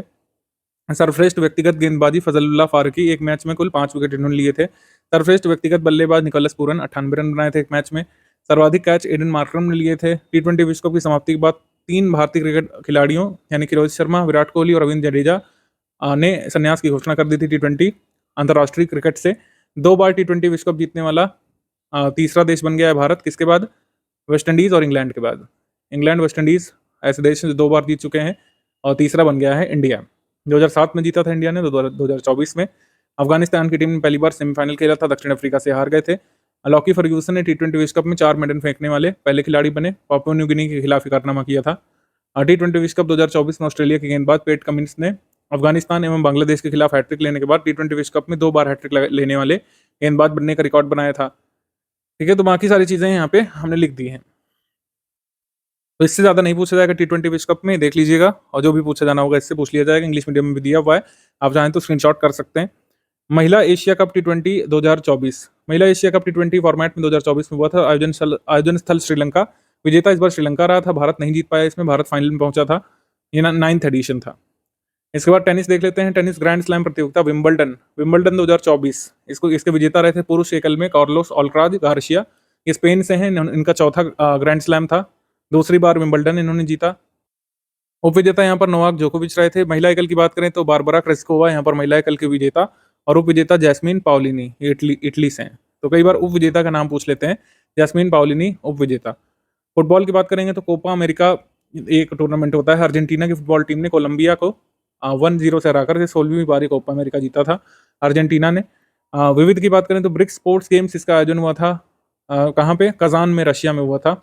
और ब्रिक्सिक तेंदुआ इसका शुभंकर था, और 27 इवेंट हुए थे इसमें। सबसे बुजुर्ग प्रतिभागी यहाँ पे टर्की से सेनिया साविनोवा, रूस से 12 वर्ष की प्रतिभागी।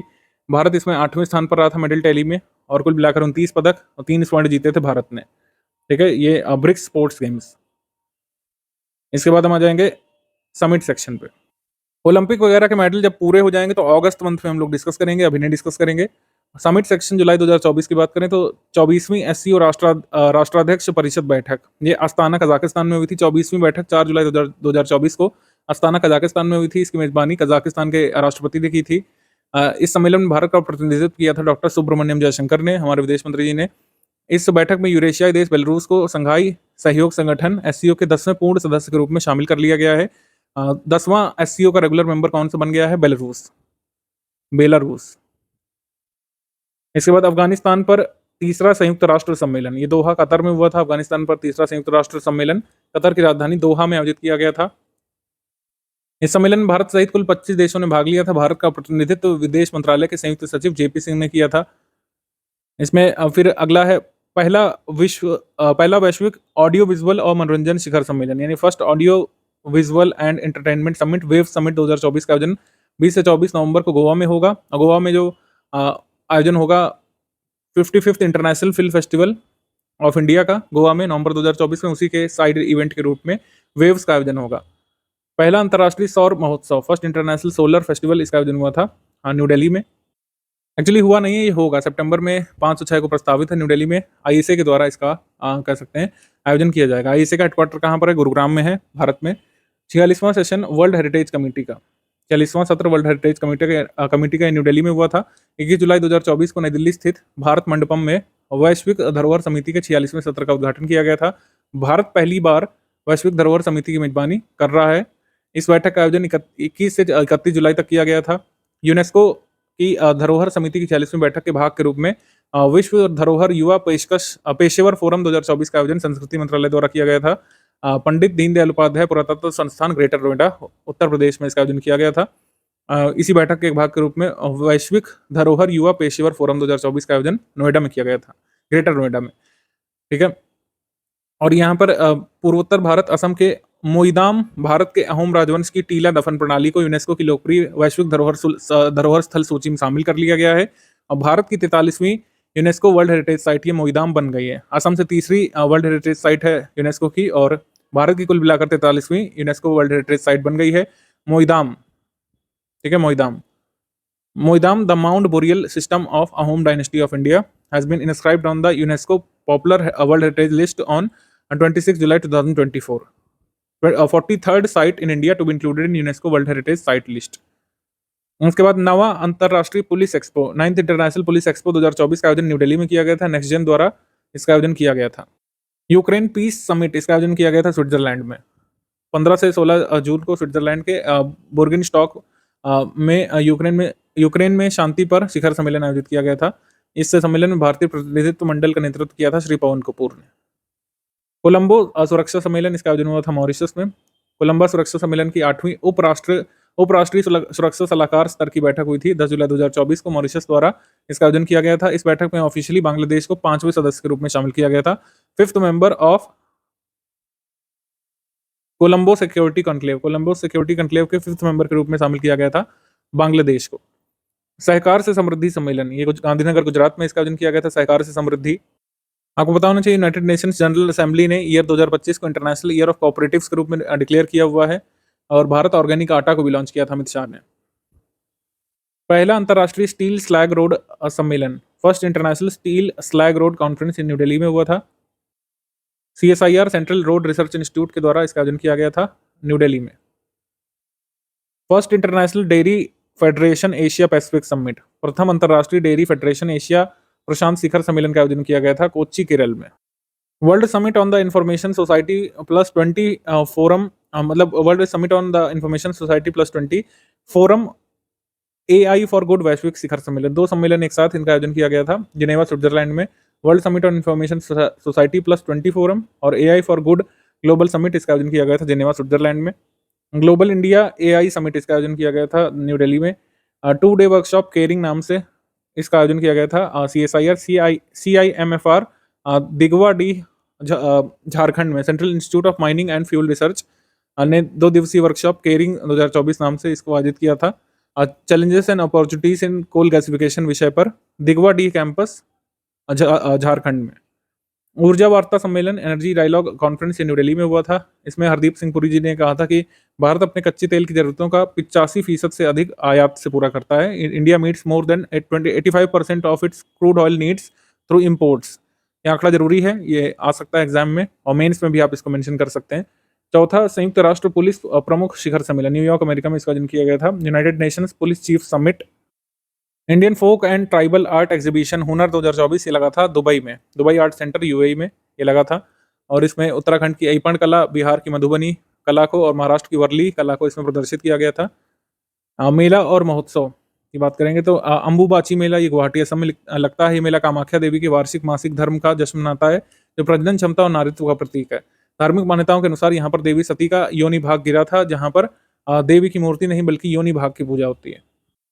राजा पर्व 2024 इसका आयोजन हुआ था ओडिशा में। 3 दिवसीय राज पर्व 2024 का आयोजन किया गया था 14 से 16 जून तक। ओडिशा में होता है, ये ओडिशा का एक प्रमुख त्योहार है। धरती माँ की पूजा इसमें की जाती है।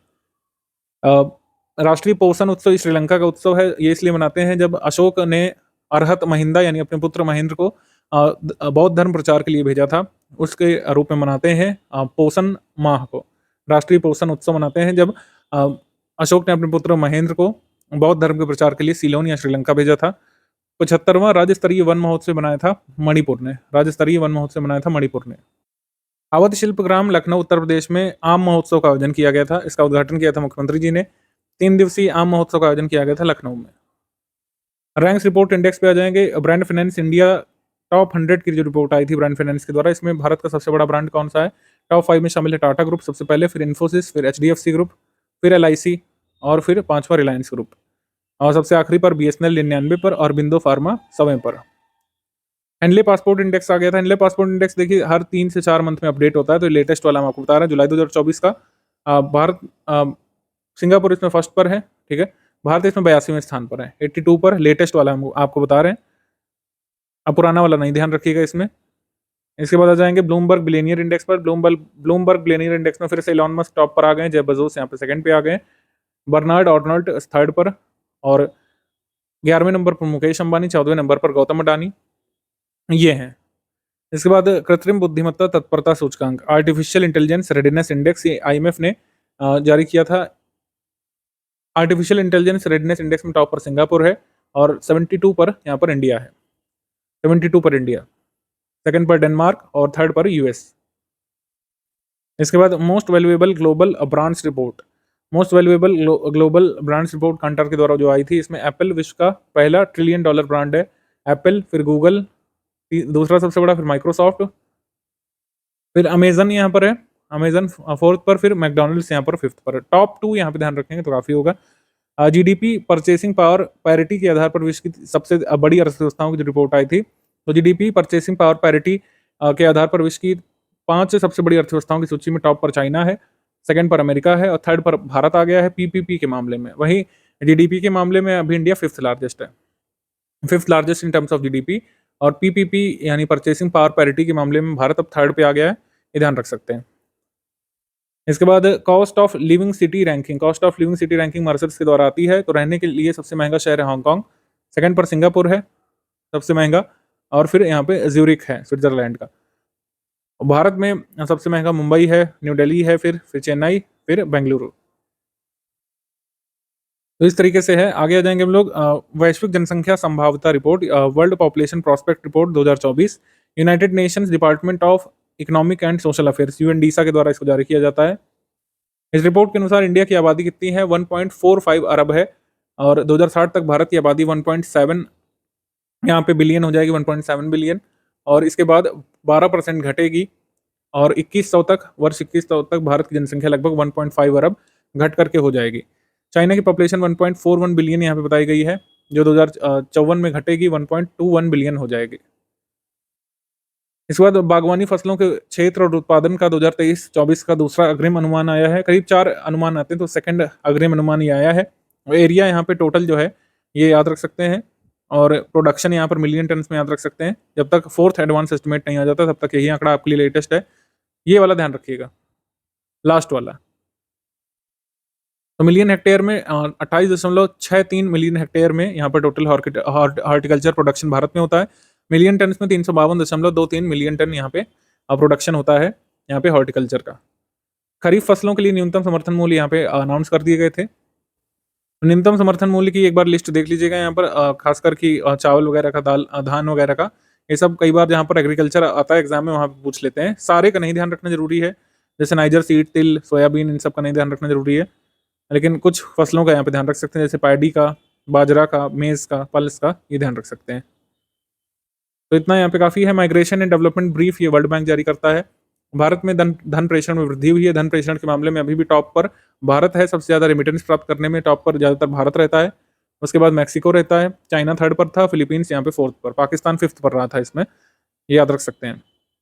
डिजिटल सार्वजनिक अवसंरचना पर भारत की G20 टास्क फोर्स की रिपोर्ट आई है एक, इसको 15 जुलाई 2024 को जारी किया गया है। भारत की G20 शेरपा श्री अमिताभ कांत और इन्फोसिस के सह संस्थापक और अध्यक्ष UIDAI आधार के संस्थापक अध्यक्ष नंदन नीलेकणी ने इसको लॉन्च किया था। इस रिपोर्ट का उद्देश्य विश्व भर में डिजिटल पब्लिक इंफ्रास्ट्रक्चर की नींव को मजबूत करना है। इस टास्क फोर्स के काम के कारण भारत की G20 अध्यक्षता के दौरान डिजिटल सार्वजनिक अवसंरचना की परिभाषा की रूपरेखा को स्वीकार किया गया था। ब्राजील और दक्षिण अफ्रीकी अध्यक्षता के दौरान कार्यान्वयन के लिए आगे बढ़ाया गया है। मतलब जो भारत की G20 अध्यक्षता के दौरान जो definition of framework digital public infrastructure का तय किया गया था, अभी जो प्रेसिडेंसी जिनके पास है, जैसे कि ब्राजील के पास, फिर आगे साउथ अफ्रीका के पास होगी, तो उसमें इसको इम्प्लीमेंट भी किया जाएगा। भारत में राज्यों केंद्र शासित प्रदेशों पर जो कर्ज है उसकी रिपोर्ट आई, तो सबसे ज्यादा कर्ज किस प्रदेश पे है? तमिलनाडु पर है, फिर उत्तर प्रदेश के पास सबसे ज्यादा कर्ज है, फिर महाराष्ट्र के पास, फिर राजस्थान के पास। इस तरीके से याद रख सकते हैं। तो टॉप पर तमिलनाडु, सेकंड पर उत्तर प्रदेश कर्ज के मामले में, फिर थर्ड पर महाराष्ट्र।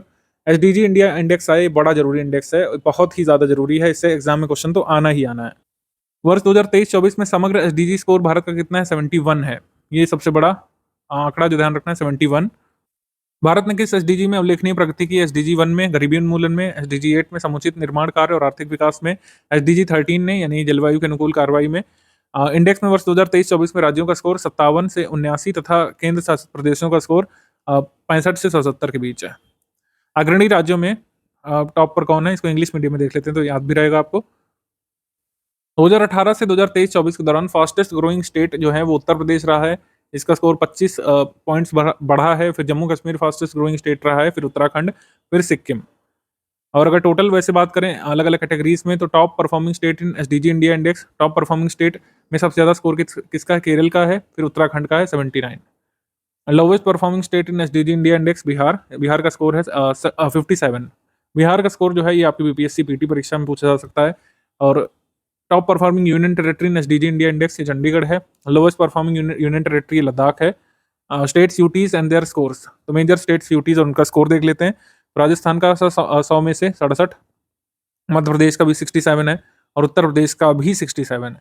वैसे पूछ सकते हैं कि कौन से ऐसे 3 स्टेट है जिनका स्कोर 67 है, तो राजस्थान, मध्य प्रदेश, उत्तर प्रदेश। उत्तर प्रदेश का स्कोर 67 है, ध्यान रखिएगा। बिहार का स्कोर 57 है, दिल्ली का स्कोर 100 है।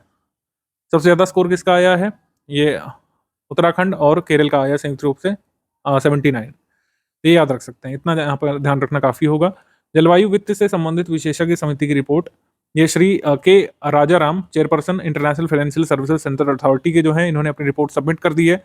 इस रिपोर्ट मतलब ये समिति गठन आपको याद हो, दिसंबर 2023 में समिति गठन किया गया था। क्लाइमेट फाइनेंस पर जो कमेटी बनाई गई थी, एक्सपर्ट कमेटी, उसने अपनी रिपोर्ट सबमिट कर दी है। इसकी अध्यक्षता कर रहे थे के राजाराम। अब आ जाएंगे हम लोग MCQ सेक्शन पे। नेपाल में अरुण 3 जल विद्युत परियोजना की 11.8 किलोमीटर लंबी हेड रेस टनल का उद्घाटन किसके द्वारा किया गया था? तो हेड रेस टनल का उद्घाटन उस समय के नेपाल के प्रधानमंत्री ने किया था, श्री पुष्प कमल दहल प्रचंड ने। हालांकि आपने देखा होगा कि पुष्प कमल दहल प्रचंड अब प्रधानमंत्री नहीं है, खड्ग प्रसाद शर्मा ओली हो गए। लेकिन जिस समय उद्घाटन किया गया था उस समय यही प्रधानमंत्री थे नेपाल के, तो यहाँ पर ऑप्शन नंबर ए सही होगा।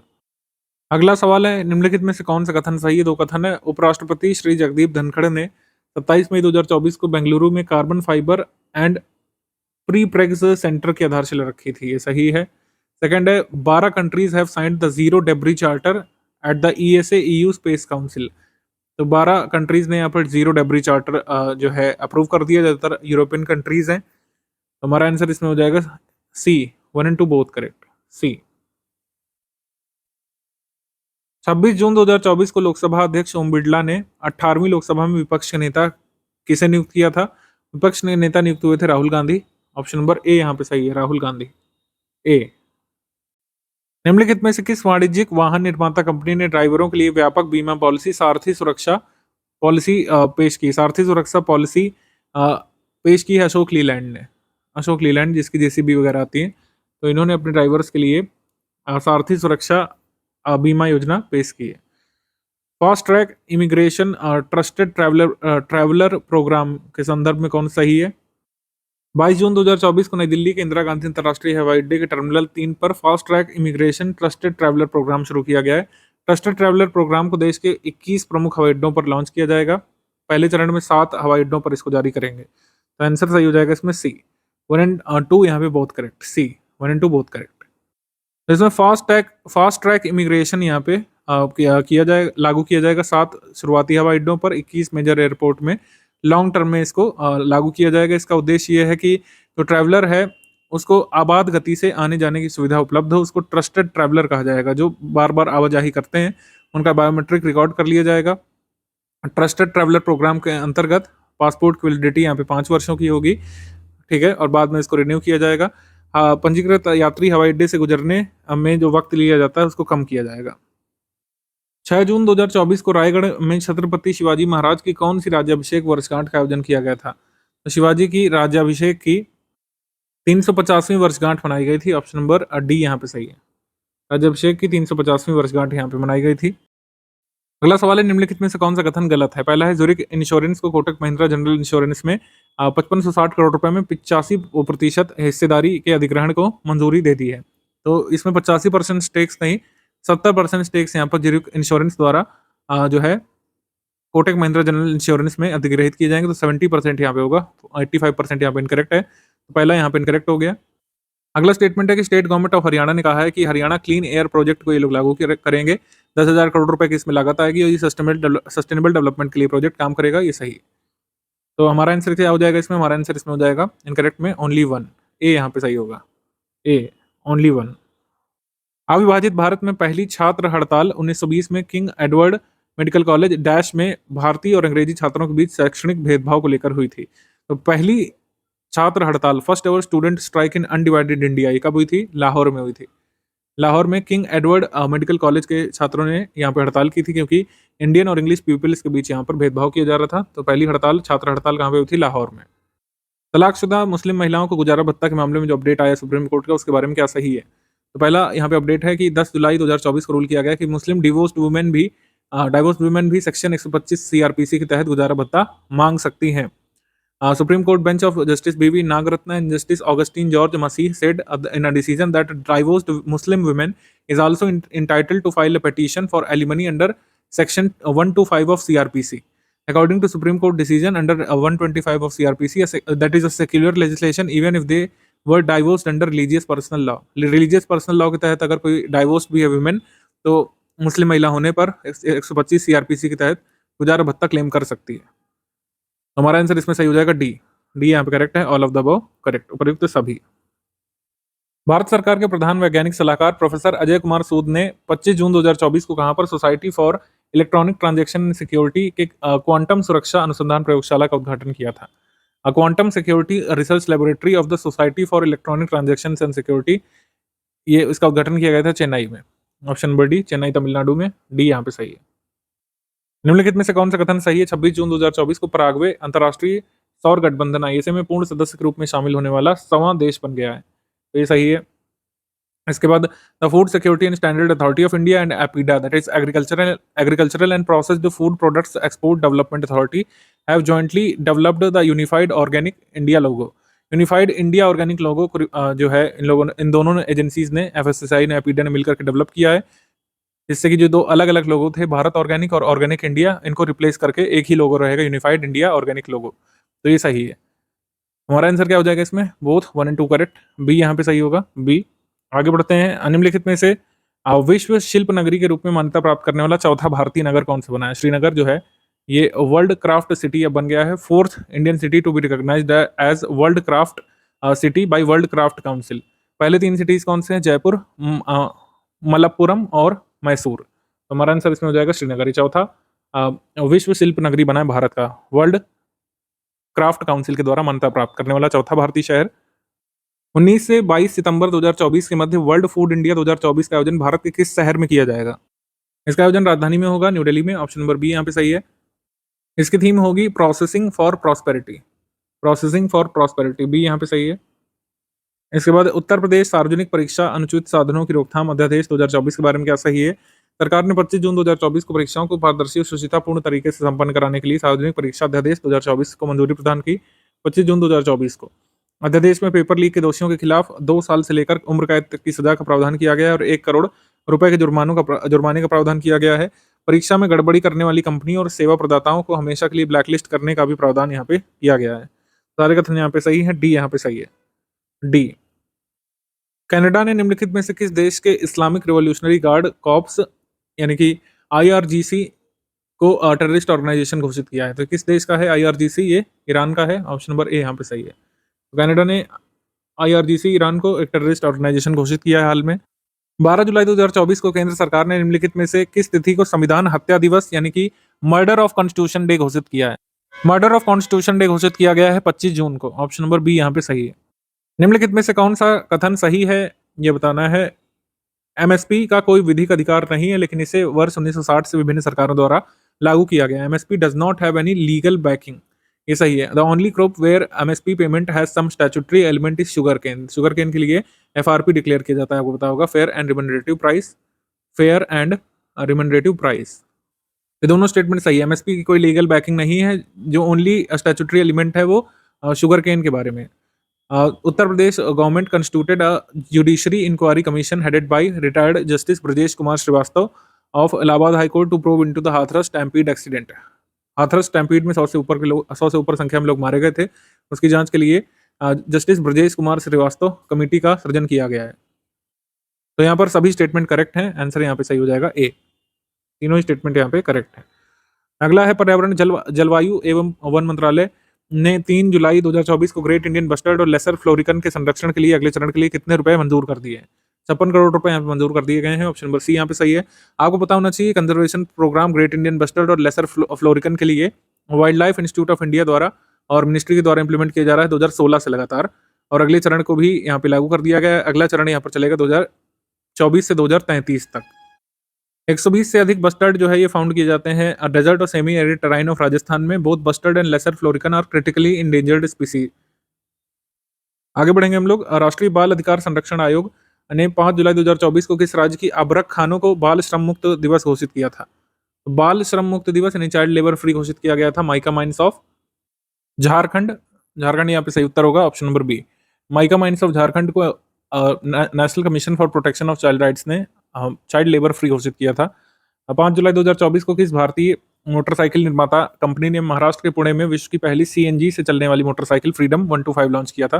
फ्रीडम 125 सीसी की बाइक लॉन्च किया है बजाज ऑटो लिमिटेड ने। ऑप्शन नंबर बी यहाँ पर सही है। Union minister of road transport Nitin Gadkari और मैनेजिंग डायरेक्टर राजीव बजाज ने साथ में मिलकर सीएनजी पावर्ड बाइक को लॉन्च किया था। इसमें 2 किलो सीएनजी टैंक है, 2 किलो पेट्रोल टैंक, 2 लीटर का पेट्रोल टैंक है, और ऐसा कहा जा रहा है 102 किलोमीटर 1 किलो सीएनजी से चलेगी। हालांकि टेस्टिंग में लोग बता रहे हैं कि 90 के अराउंड ही चलती है। बी यहाँ पे सही है। अंतर्राष्ट्रीय स्वास्थ्य विनिमय 2005 में संशोधन के बारे में निम्नलिखित में से कौन सा कथन गलत है? डब्ल्यूएचओ के सदस्यों ने एग्री किया है कि एक प्रोसेस इनिशिएट करेंगे जिससे इंटरनेशनल हेल्थ रेगुलेशन 2005 में अमेंडमेंट किया जा सकेगा। Process is being lead by the member states of WHO through working group on revision of international health regulation.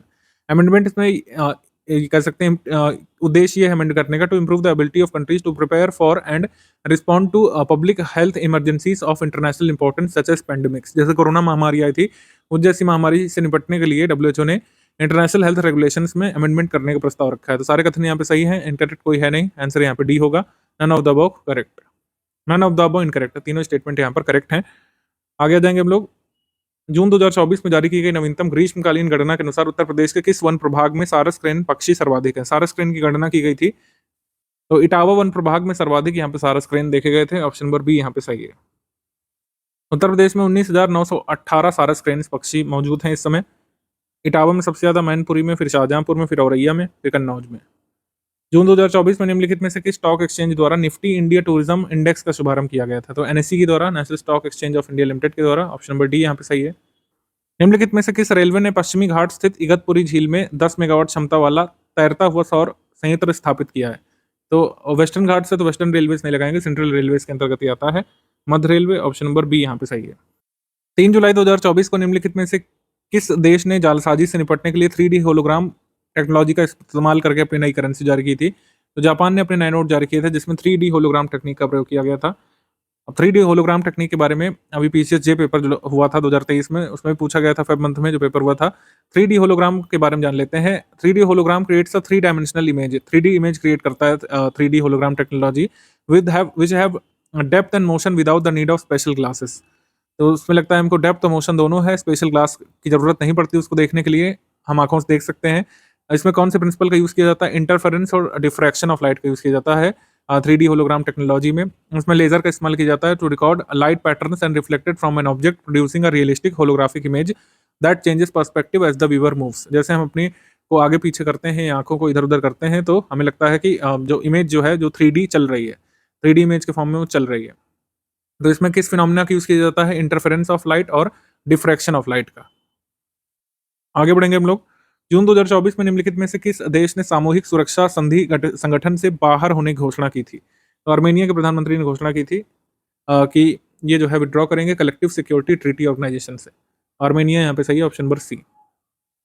नीचे दिए गए कथन कारण वाले सवाल हैं। दूरसंचार विभाग ने 18-19 जून को भारतीय प्रौद्योगिकी संस्थान दिल्ली में संगम डिजिटल ट्विन पहल का पहला नेटवर्किंग कार्यक्रम आयोजित किया था। The event presented a comprehensive road map for digital twin enabled solution, addressed the challenges and discussed innovative digital solutions in various sector। तो असर्शन यहाँ पे सही है, रीजन भी सही है और आर ए की व्याख्या भी कर रहा है, तो हमारा आंसर इसमें हो जाएगा A. Both A and R correct and R is the correct explanation of A. A और आर दोनों सही है और आर ए की सही व्याख्या भी करता है, ऑप्शन नंबर ए यहाँ पे सही है। इसके बाद राष्ट्रपति द्रौपदी मुर्मू ने 8 जुलाई 2024 को किस राज्य के भुवनेश्वर के पास हरिदमदा गांव में ब्रह्म कुमारीज के दिव्य रिट्रीट सेंटर का उद्घाटन किया था? ब्रह्म कुमारीज के दिव्य रिट्रीट सेंटर का उद्घाटन ओडिशा में किया गया था प्रेसिडेंट जी के द्वारा, ठीक है। तो ओडिशा यहाँ पे सही है, सी। निम्नलिखित में से किस देश ने 6 माह के लिए यूरोपीय संघ परिषद की अध्यक्षता ग्रहण की थी? प्रेसिडेंसी यूरोपियन यूनियन काउंसिल की 6 मंथ के लिए अस्यूम की थी हंगरी ने, ऑप्शन नंबर ए यहाँ पे सही है, हंगरी। इसमें ईयू काउंसिल में कितने मेंबर स्टेट्स हैं? 27 हैं, 27। आगे है जुलाई 2024 में किस देश के रोबोट ने काम के अधिक दबाव के कारण सीढ़ियों से नीचे कूदकर आत्महत्या की थी? तो ऐसा अनोखा मामला सामने आया था साउथ कोरिया में कि रोबोट ने काम के प्रेशर में आत्महत्या कर ली, ऑप्शन नंबर डी यहाँ पे सही है। निम्नलिखित में से कौन सा कथन सही है? बाढ़ की स्थिति और पूर्वानुमान की तत्क्षण जानकारी के लिए केंद्रीय जल आयोग द्वारा फ्लड वॉच ऐप अभी जारी किया गया है। Flood watch app for flood forecast and flood status by central water commission. Khadi and Village Industries Commission (KVIC) under Ministry of MSME has set a new record in production, sales and new employment generation in the financial year 2023-2024। तो ये भी सही है, हमारा answer इसमें हो जाएगा both 1 and 2 correct, सी। निम्नलिखित में से किस देश की संसद ने 12 जुलाई 2024 को रूस से आने वाले प्रवासियों पर रोक के लिए कानून पारित किया था? फिनलैंड की संसद ने, ऑप्शन नंबर ए फिनलैंड। इसके बाद अभय मुद्रा के बारे में कौन सा कथन गलत है? ये मुद्रा भय से मुक्ति और सुरक्षा की भावना की परिचायक है। दाएं हाथ को ऊपर की ओर उठा करके हथेली बाहर की ओर, उंगलियों को सीधा दिखाया जाता है। ये सबसे प्राचीन मुद्राओं में से एक है। अभय पोस्चर, अभय मुद्रा सुरक्षा, संरक्षण, शांति और आश्वासन का प्रतीक है। अभय मुद्रा का उल्लेख हिंदू, बौद्ध, जैन धर्मों में किया गया है। पार्लियामेंट में Congress leader of opposition Rahul Gandhi ने एक स्टेटमेंट दी थी अभय मुद्रा के संदर्भ में और कहा था कि उनका जो कांग्रेस पार्टी का सिंबल है अभय मुद्रा को दर्शाता है। तो ये पहला कथन यहाँ पे सही है, दूसरा भी सही है, तीसरा भी सही है, तो इनकरेक्ट कोई नहीं है। आंसर यहाँ पे हो जाएगा none of the above is incorrect, B यहाँ पे सही है। जुलाई 2024 में यूनेस्को ने कितने नए बायोस्फीयर रिजर्व को नाम निर्दिष्ट करने की मंजूरी दी थी? यूनेस्को ने कितने यहाँ पे अप्रूव किए हैं नए बायोस्फीयर रिजर्व्स, ये हमको बताना है। तो 11 नए बायोस्फीयर रिजर्व्स जो है अप्रूव किए थे अलग अलग कंट्रीज में यूनेस्को ने, ऑप्शन नंबर सी। निम्नलिखित में से किसने 11 जुलाई 2024 को राष्ट्रीय संग्रहालय में Thailand Bharat interwoven legacies stream of the faith in Buddhism photo प्रदर्शनी का उद्घाटन किया था? श्री गजेंद्र सिंह शेखावत ने इसको इनॉग्रेट किया था, ऑप्शन नंबर डी यहाँ पे सही है। कंप्यूटर इमरजेंसी रिस्पांस टीम यानी CERT in, computer emergency response team CERT in एक national cyber security monitoring agency है भारत की और एक ऑर्गेनाइजेशन के रूप में काम करती है ministry of electronics and IT के अंतर्गत। इंफॉर्मेशन टेक्नोलॉजी अमेंडमेंट एक्ट 2008 के अंतर्गत CERT की टीम जो है डेजिग्नेट की गई है नेशनल नोडल एजेंसी के रूप में साइबर सिक्योरिटी कंसर्न्स के फर्स्ट हैंडलर्स के रूप में। 2 मेजर मिनिस्ट्री हैं भारत की, ministry of information and IT मतलब ministry of information technology and electronics और मिनिस्ट्री ऑफ होम अफेयर्स। अब ये दोनों मिनिस्ट्री के बीच यहाँ पे एक डिस्प्यूट है कंट्रोल ओवर CERT को लेकर, यानी CERT टीम को निर्देश कौन देगा, होम अफेयर्स देगा या फिर ministry of electronics and IT। तो CERT यहाँ पे चर्चा में था, तो हमारा आंसर यहाँ पर क्या हो जाएगा? हमारा आंसर हो जाएगा ऑल ऑफ द अबव, सारे स्टेटमेंट यहाँ पर सही हैं। CERT टीम के जो कार्य हैं वो यहाँ पर दिए हुए हैं। Responsible for collecting, analysing and disseminating information on cyber incidents, anticipating and warning of such incidents, determining emergency measures to deal with them. Bharat का पहला बुरांश यानी कि रोडोडेंड्रोन उद्यान किस राज्य में विकसित किया गया है? तो उत्तराखंड में विकसित किया गया है फर्स्ट बुरांश उद्यान भारत का। उत्तराखंड वन विभाग की अनुसंधान शाखा ने देश का पहला बुरांश उद्यान को उत्तराखंड के पिथौरागढ़ के मुनस्यारी गांव में विकसित किया है। और बुरांश जो है ये स्टेट फ्लावर भी है उत्तराखंड का, आपको पता होना चाहिए, राजकीय पुष्प, ऑप्शन नंबर बी। केंद्र सरकार ने पुलिस अखिल भारतीय सेवा के अधिकारियों से संबंधित मामलों में किस केंद्र शासित प्रदेश के उपराज्यपाल को अधिक अधिकार प्रदान किए हैं? The central government has given more powers to lieutenant governor of which union territory in matters related to police all India service officers. Jammu Kashmir के लेफ्टिनेंट गवर्नर को और अधिक पावर यहाँ पर दिए गए हैं। Union ministry of home affairs के द्वारा किस कह सकते हैं नियम के तहत कश्मीर रीऑर्गेनाइजेशन एक्ट 2019 में रूल्स को अमेंड करके और अधिक पावर यहाँ पर लेफ्टिनेंट गवर्नर को दिए गए हैं 12 जुलाई 2024 को केंद्र सरकार के द्वारा। निम्नलिखित में से कौन सा कथन सही है? 12 जुलाई 2024 को अमेरिका के राष्ट्रपति जो बाइडेन ने S-138 तिब्बत चीन विवाद के समाधान को आगे बढ़ाने संबंधी अधिनियम पर हस्ताक्षर किए हैं, ये सही है, ये करेक्ट है। सेकंड स्टेटमेंट कह रहा है कि the archaeological survey of India has submitted a report on 98 day survey conducted at Bhojshala in Dhar Madhya Pradesh. Bhojshala Dhar Madhya Pradesh में हाई कोर्ट के आदेश पर जो सर्वे कराया गया था उसकी रिपोर्ट सबमिट कर दी गई है। और स्ट्रॉन्ग एविडेंस यहाँ पर एक मंदिर के होने के पाए गए हैं भोजशाला आधार में। तो हमारा आंसर इसमें सही हो जाएगा सी, 1 और 2 बोथ करेक्ट। यहाँ पे सर्वे कराया गया है, इसमें कई सारे इंस्क्रिप्शन संस्कृत और प्राकृत भाषा में मिले हैं। और एक ऐसा इंस्क्रिप्शन भी मिला है जो किंग नरवर्मन परमार को मेंशन करता है। नरवर्मन परमार का जो काल है वो ये है, परमार वंश के जो शासक थे। 2 पिलर यहाँ पे फाइंड मतलब खोजे गए जिसमें ओम सरस्वती नमः लिखा हुआ है। हमारा आंसर इसमें हो जाएगा सी, 1 और 2 बोथ करेक्ट। अगला है जुलाई 2024 में गुजरात के किस जिले का एक शहर जो पालीताड़ा है मांसाहार भोजन की बिक्री और खपत पर प्रतिबंध लगाने वाला विश्व का पहला शहर बन गया है? हमारा आंसर इसमें हो जाएगा भावनगर, ऑप्शन नंबर बी यहाँ पे सही है। पालीताड़ा कहाँ पर है? गुजरात के भावनगर जिले में। Which of the following statement is are incorrect? The Madhya Pradesh government has set a Guinness Book of World Record for planting most number of saplings. 11 lakh पौधे रोपने का रिकॉर्ड यहाँ पर इंदौर में बनाया गया था 14 जुलाई 2024 को। इंदौर में 14 जुलाई 2024 को 11 लाख पौधे रोपने का रिकॉर्ड बनाया गया था। Karnataka government has approved a bill providing 100% reservation to Kannadigas for Group C and Group D post in private companies based in Karnataka on 15 जुलाई। तो ये दोनों स्टेटमेंट तो करेक्ट हैं। The central government has रिकंस्टिट्यूटेड NITI Aayog, NITI Aayog को रिकंस्टिट्यूट किया गया है। नंबर ऑफ स्पेशल इन्वाइटीज की संख्या 5 से बढ़ाकर के 7 कर दी गई है, ये इनकरेक्ट है। 5 से बढ़ाकर के संख्या कितनी कर दी गई? 11 कर दी गई, ठीक है, 11 कर दी गई, जिसमें 4 एक्स ऑफिशियो मेंबर्स होंगे। 4 एक्स ऑफिशियो मेंबर्स कौन कौन से हैं? राजनाथ सिंह, अमित शाह, श्री शिवराज सिंह, निर्मला सीतारमण। और स्पेशल इन्वाइटीज ये लिखे हुए हैं। और 11 जो स्पेशल इन्वाइटीज है उनके नाम यहाँ पे दिए हुए हैं, आप चाहें तो एक बार देख सकते हैं। तो इसमें इनकरेक्ट है ओनली 3, डी यहाँ पे सही हो जाएगा। निम्नलिखित में से कौन सी पेट्रोलियम कंपनी ने F1 रेसिंग में इस्तेमाल होने वाली ईंधन स्टॉर्म एक्स का उत्पादन करने का काम किया और ऐसा करने वाली पहली भारतीय कंपनी बन गई है? First Indian oil company to produce Storm X the fuel used in F1 racing. Indian Oil Corporation Limited के द्वारा इसको बनाया गया है, बी यहाँ पे सही है। Developed by Indian Oil Corporation Limited, research and development centre Faridabad, option number B यहाँ पे सही है। निम्नलिखित में से कौन सा कथन सही है? केंद्रीय कृषि मंत्री शिवराज सिंह चौहान ने 19 जुलाई 2024 को लखनऊ में आयोजित भारतीय प्राकृतिक कृषि पद्धति कार्यक्रम में कहा है कि केंद्र सरकार प्राकृतिक खेती के संवर्धन हेतु सब्सिडी देने पर विचार कर रही है, तो ये सही है। सेकंड स्टेटमेंट है north India first transgender clinic has been started at Sanjay Gandhi PGI Lucknow. Sanjay Gandhi PGI Lucknow में फर्स्ट ट्रांसजेंडर क्लिनिक यहाँ पर नॉर्थ इंडिया का शुरू किया गया है, तो ये भी सही है। आंसर यहाँ पर हो जाएगा बोथ 1 और 2 करेक्ट, डी यहाँ पे सही है, बोथ 1 और 2 करेक्ट, 1 और 2 दोनों सही।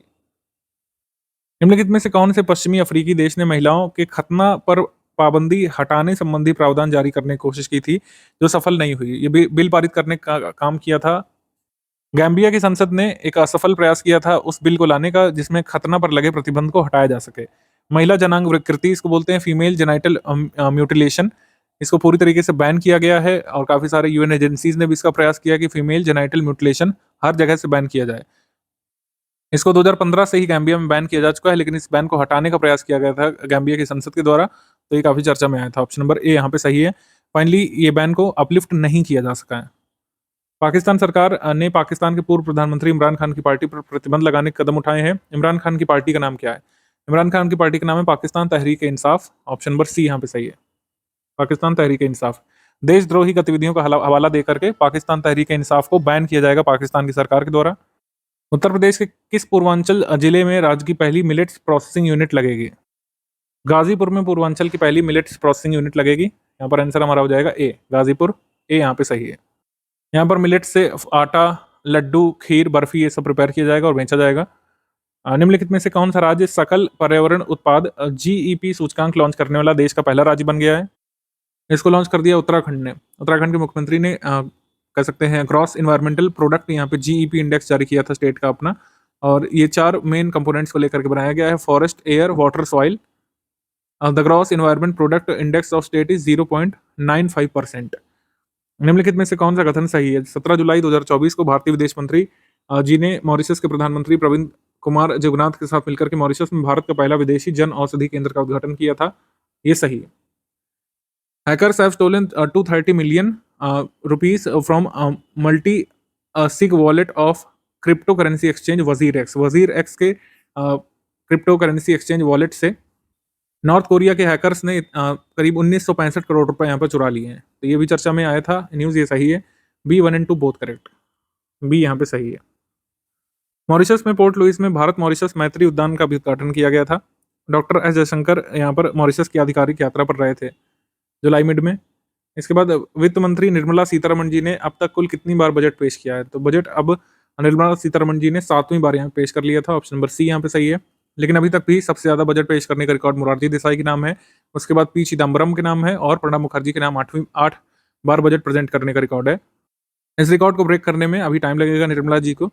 उत्तर प्रदेश राजकीय राजधानी क्षेत्र, the formation of Uttar Pradesh state capital reason, Uttar Pradesh SCR का गठन यहाँ पे किया गया है। आनंदीबेन पटेल ने ऑफिशियली डिक्लेयर कर दिया है लखनऊ के अराउंड एरिया को Uttar Pradesh state capital region. जैसे एनसीआर है वैसे Uttar Pradesh SCR. The state capital region includes Lucknow, Hardoi, Sitapur, Unnao, Raebareli and Kanpur district. Total area will be 27,826 square kilometre. Second statement यहाँ पर इनकरेक्ट हो जाएगा क्योंकि एक जिले का नाम नहीं दिया है इसमें। लखनऊ, हरदोई, सीतापुर, उन्नाव, रायबरेली और यहाँ पे बाराबंकी जिला शामिल है। हरदोई, सीतापुर, उन्नाव, रायबरेली, बाराबंकी ये सब जो है शामिल हैं जिले। इन जिलों के नाम नोट करिएगा: हरदोई, सीतापुर, लखनऊ, उन्नाव, रायबरेली, बाराबंकी। ये सब उत्तर प्रदेश एससीआर के भाग होंगे, कानपुर इसका भाग नहीं है। गवर्नर ने अप्रूव कर दिया है establishment of Uttar Pradesh state capital reason development authority, यानी कि UPSCRDA। इस अथॉरिटी को चेयर किया जाएगा चीफ मिनिस्टर ऑफ स्टेट के द्वारा, और चीफ सेक्रेटरी ऑफ स्टेट यहाँ पर वाइस चेयरपर्सन होंगे। हमारा आंसर इसमें हो जाएगा ओनली सेकंड। यहाँ पर इसमें करेक्ट कौन से हैं? तो ओनली 1 and 3 यहाँ पे करेक्ट है, सेकंड वाला इनकरेक्ट है। 1 और 3। 17 जुलाई 2024 को अंतर्राष्ट्रीय क्रिकेट परिषद आईसीसी ने कितने देशों को क्रिकेट की विश्व में उनके परिवर्तनकारी कार्यों के लिए आईसीसी डेवलपमेंट पुरस्कार सम्मानित किया था? यानी देश भर में दुनिया भर में क्रिकेट को प्रमोट करने संबंधी उनके कार्यों के लिए कितने देशों को आईसीसी परिवर्तनकारी कार्य पुरस्कार यानी transformational work ICC development award प्रदान किया गया था? तो 6 देशों को इसमें प्रदान किया गया था। कौन कौन से देश हैं? जैसे मैक्सिको, नेपाल, और फिर नीदरलैंड्स को इसमें किया गया था, स्कॉटलैंड को, और ओमान को, और यूएई को। इन देशों को सम्मानित किया गया था आईसीसी के द्वारा। 20 जुलाई 2024 को केंद्रीय कोयला और खान मंत्री श्री जी किशन रेड्डी ने कहां पर खनिज खोज की नवोन्मेषी तकनीकों पर केंद्रित खनिज अन्वेषण हैकाथॉन का शुभारंभ किया था? खनिज हैकाथॉन का शुभारंभ किया था हैदराबाद में। ऑप्शन नंबर बी यहाँ पे सही है, हैदराबाद। 24 जून 2024 को निम्नलिखित में से किसके द्वारा शिमला में Chadwick house navigating audit heritage संग्रहालय का उद्घाटन किया गया था? तो इसका आंसर हो जाएगा श्री गिरीश चंद्र मुर्मू। आंसर यहाँ पे ए होगा, गिरीश चंद्र मुर्मू, ए। बिहार सार्वजनिक परीक्षा अनुचित साधनों की रोकथाम विधेयक 2024 के बारे में क्या सही है? बिहार विधानसभा ने सरकारी भर्ती परीक्षाओं में प्रश्न पत्र लीक और अन्य गड़बड़ियों पर अंकुश लगाने के उद्देश्य से ये विधेयक पेश किया था। राज्य में सरकारी भर्ती परीक्षाओं में प्रश्न पत्र लीक और गड़बड़ी करने वाले लोगों को 3 से 5 साल की कैद, 10 लाख रुपए तक जुर्माना, प्रतिबंध और संपत्ति कुर्क करने का प्रावधान किया गया था। मतलब परीक्षा से बैन करना, 10 लाख रुपए तक का जुर्माना, 3 से 5 साल की कैद और संपत्ति की कुर्की। तो दोनों यहाँ पर कथन सही है, दोनों कथन यहाँ पे सही है। पहला करेक्ट, दूसरा करेक्ट। आंसर यहाँ पर सही हो जाएगा सी। दोनों ही इनकरेक्ट नहीं है, इनकरेक्ट पूछा है, हमारा आंसर हो जाएगा C. Near which of the following ports 2 oil tankers collided and caught fire in July 2024? किस बंदरगाह के पास 2 तेल टैंकरों की आपस में भिड़ंत से आग लगी थी? तो किस पोर्ट के पास? सिंगापुर पोर्ट के पास। Option number C, Singapore port के पास जो है 2 ऑयल टैंकरों की भिड़ंत हुई थी, आग लगी थी। ऑप्शन नंबर सी यहाँ पर सही है, सिंगापुर बंदरगाह। सिंगापुर का पोर्ट विश्व का सबसे बड़ा ईंधन भरने वाला बंदरगाह माना जाता है। निम्नलिखित में से कौन सा कथन सही है? श्योक नदी सिंधु नदी की एक सहायक नदी है जो रीमो ग्लेशियर से निकलती है, उत्तरी लद्दाख से होते हुए भारत के जम्मू कश्मीर में पाकिस्तान के गिलगित बाल्टिस्तान में बहती है। तो ये सही है। रीमो ग्लेशियर से ओरिजिनेट होती है। श्योक रिवर ये इंडस रिवर की ट्रिब्यूटरी है, तो ये सही। और researchers have discovered 230 million tons of minerals including cobalt and nickel of a remote island named Minami Torishima. Minami Torishima island के पास 1200 मील दूर टोक्यो से कोबाल्ट और निकल के मिनरल्स यहाँ पर मिले हैं मिनामी तोरिशिमा के सी बेड से, ये सही। Shri Manoj Yadav, director general of railway protection force, has launch mobile application named संज्ञान ऐप। संज्ञान ऐप को लॉन्च किया गया था आरपीएफ के द्वारा, ये सही। हमारा आंसर किसमें हो जाएगा? हमारा आंसर हो जाएगा ऑल करेक्ट, सी 1, 2 एंड 3। निम्नलिखित में से किस मिलिट्री स्टेशन ने 26 जून 2024 को भारत की दूसरी प्लास्टिक अपशिष्ट सड़क का उद्घाटन किया था? India second plastic waste road, इसका उद्घाटन कहाँ पे किया गया था? जयपुर मिलिट्री स्टेशन में। ऑप्शन नंबर बी यहाँ पे सही है, जयपुर मिलिट्री स्टेशन। जयपुर सैन्य स्टेशन में बनी अपशिष्ट सड़क वर्ष 2019 में गुवाहाटी असम में नारंगी सैन्य स्टेशन के बाद बनी भारत की दूसरी प्लास्टिक अपशिष्ट सड़क है। तो सेकंड की बात करें तो फर्स्ट जरूर मेंशन करते हैं हमेशा। नारंगी मिलिट्री स्टेशन जो गुवाहाटी में है असम में, 2019 में यहाँ पर पहली प्लास्टिक रोड जो है बनाई गई थी। इंडिया फर्स्ट प्लास्टिक रोड इन असम गुवाहाटी इन 2019। किस देश ने वर्ष 2030 से पशुधन कार्बन डाइऑक्साइड उत्सर्जन पर कर लगाने की घोषणा की है? Which country had recently announced to impose tax on livestock carbon dioxide emission from the year 2030। Denmark ने कहा है कि वो पशुओं से होने वाली कार्बन डाइऑक्साइड एमिशन पर टैक्स लगाएंगे वहां के लाइवस्टॉक ग्रोवर्स को। तो हमारा आंसर सही हो जाएगा डी। 2 जुलाई 2024 को नई दिल्ली में राष्ट्रीय सिविल सेवा परीक्षा के मुख्य परीक्षा के उम्मीदवारों को पुरस्कृत करने की उत्कृष्ट पहल निर्माण इनिशिएटिव यानी कि excellence initiative to reward the candidates of national civil services examination mains, Nirman portal की शुरुआत किसने की है? जी किशन रेड्डी ने। ऑप्शन नंबर ए यहाँ पे सही है। Noble initiative for rewarding mains aspirants of national civil services examination, ये है निर्माण। यहाँ पर जो एक्सीलेंस लिखा है इसको नोबल लिख लीजिएगा, noble initiative to reward the candidates of national civil services examination, noble initiative for rewarding mains aspirants of national civil services examination Nirman. निम्नलिखित में से कौन सा कथन गलत है? 26 जून 2024 को महाराष्ट्र के गोगामल टाइगर रिजर्व में advanced artificial intelligence system early detection of forest fires के लिए डिप्लॉय किया गया है, तो ये स्टेटमेंट रॉन्ग है। Advanced artificial intelligence system for early detection of forest fire लगाया तो गया है लेकिन महाराष्ट्र में पेंच टाइगर रिजर्व के लिए, ना कि गोगामल। तो गोगामल नहीं होगा, पेंच टाइगर रिजर्व के लिए यहाँ पर आर्टिफिशियल इंटेलिजेंस सिस्टम डिप्लॉय किया गया फॉरेस्ट फायर को डिटेक्ट करने के लिए। पहला incorrect. India has compiled a list of entire fauna which includes 1,04,561 species. It has become the first country to in the world to do so. मतलब अब अपनी पूरी फना की लिस्ट जारी करने वाला पहला देश बना है भारत पूरे विश्व का, जिसने अपनी पूरी फना की लिस्ट जारी कर दी है, संपूर्ण जीव जंतुओं की सूची जारी कर दी है, जिसमें 1,04,561 प्रजातियां शामिल हैं। तो ये सही है। इसके बाद HDFC बैंक ने MSME सहज इनिशिएटिव लॉन्च किया, ये गलत है। SBI ने इसको लॉन्च किया है MSME सहज। तो हमारा आंसर इसमें हो जाएगा, कौन से इनकरेक्ट है? 1 एंड 3, 1 एंड 3 बी यहाँ पे सही हो जाएगा, बी।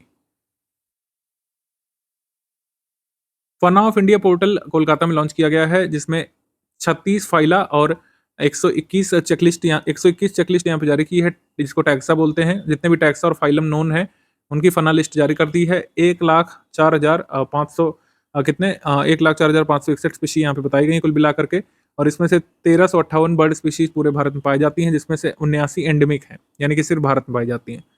MSME सहज ये पोर्टल शुरू किया गया था SBI के द्वारा, स्टेट बैंक ऑफ इंडिया के द्वारा। आगे बढ़ते हैं हम लोग। हाल ही में निम्नलिखित में से कौन सा विश्वविद्यालय श्रीमद् भागवत गीता पर MA course post graduate course शुरू करने वाला विश्व का पहला यूनिवर्सिटी बना है? यह है इग्नू। ऑप्शन नंबर डी यहाँ पे सही है, इग्नू। 16वें वित्त आयोग ने 9 जुलाई 2024 को 5 सदस्यीय सलाहकार परिषद का गठन किया था। इस सलाहकार समिति के अध्यक्ष कौन है? तो सलाहकार समिति के अध्यक्ष बनाई गई है doctor Poonam Gupta. Option number C यहाँ पे सही है।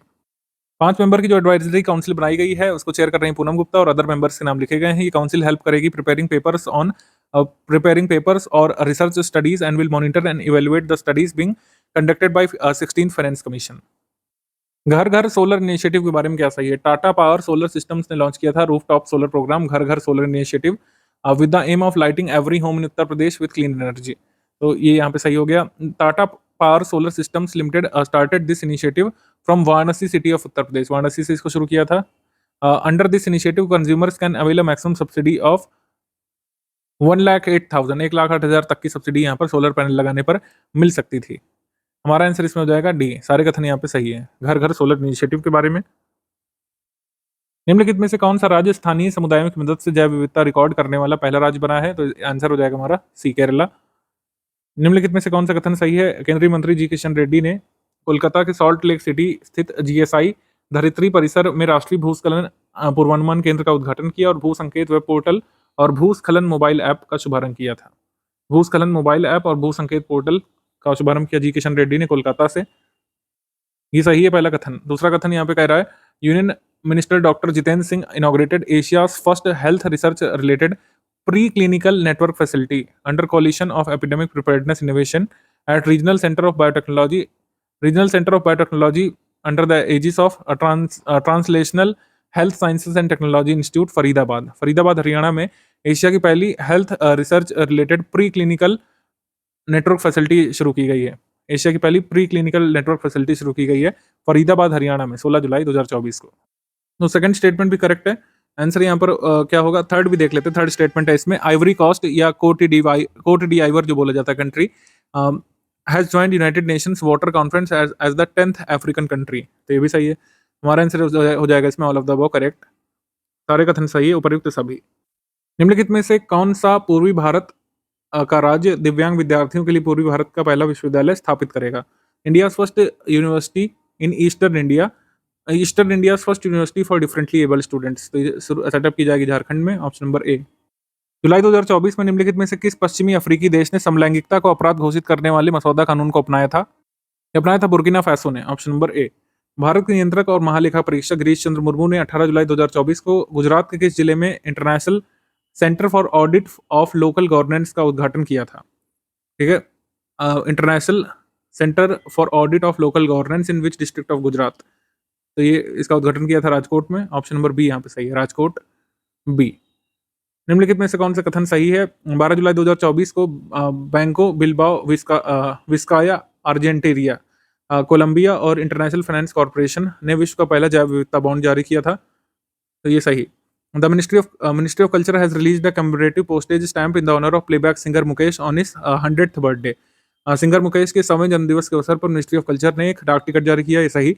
Prime minister Narendra Modi has become the most followed world leader with 100 million followers on X that was formerly known as Twitter। तो ट्विटर पर 100 मिलियन फॉलोअर्स पूरे हो गए नरेंद्र मोदी जी के। तो हमारा आंसर इसमें सही हो जाएगा सी। सारे कथन एक बार फिर से यहाँ पे सही हैं, सी। माइक्रो ब्लॉगिंग साइट एक्स पर सर्वाधिक फॉलोअर्स किसके हैं? एक्स के मालिक के हैं, एलॉन मस्क के। इसके बाद अमेरिका के पूर्व राष्ट्रपति बराक ओबामा के हैं। तीसरे नंबर पर क्रिस्टियानो रोनाल्डो है। ठीक है, सबसे अधिक फॉलोअर्स की सूची में प्रधानमंत्री नरेंद्र मोदी 7वें स्थान पर है। निम्नलिखित में से किस राज्य ने प्रधानमंत्री स्वनिधि योजना में सर्वश्रेष्ठ प्रदर्शन करने वाले राज्य की श्रेणी में पहला स्थान प्राप्त किया है? तो प्रथम स्थान इसमें प्राप्त किया मध्य प्रदेश ने, ऑप्शन नंबर डी यहाँ पे सही है। सेकंड प्राप्त किया है असम ने, डी यहाँ पे सही है। निम्नलिखित में से कौन सा कथन गलत है? प्रधानमंत्री श्री नरेंद्र मोदी ने राष्ट्रपति भवन के 2 प्रमुख हॉलों दरबार हॉल और अशोक हॉल का नाम बदल करके गणतंत्र मंडप और अशोक मंडप कर दिया है। ये रॉन्ग है, क्योंकि द्रौपदी मुर्मू प्रेसिडेंट जी ने इसका नाम बदला है, नरेंद्र मोदी ने इसका नाम नहीं बदला है। तो ये इनकरेक्ट हो गया।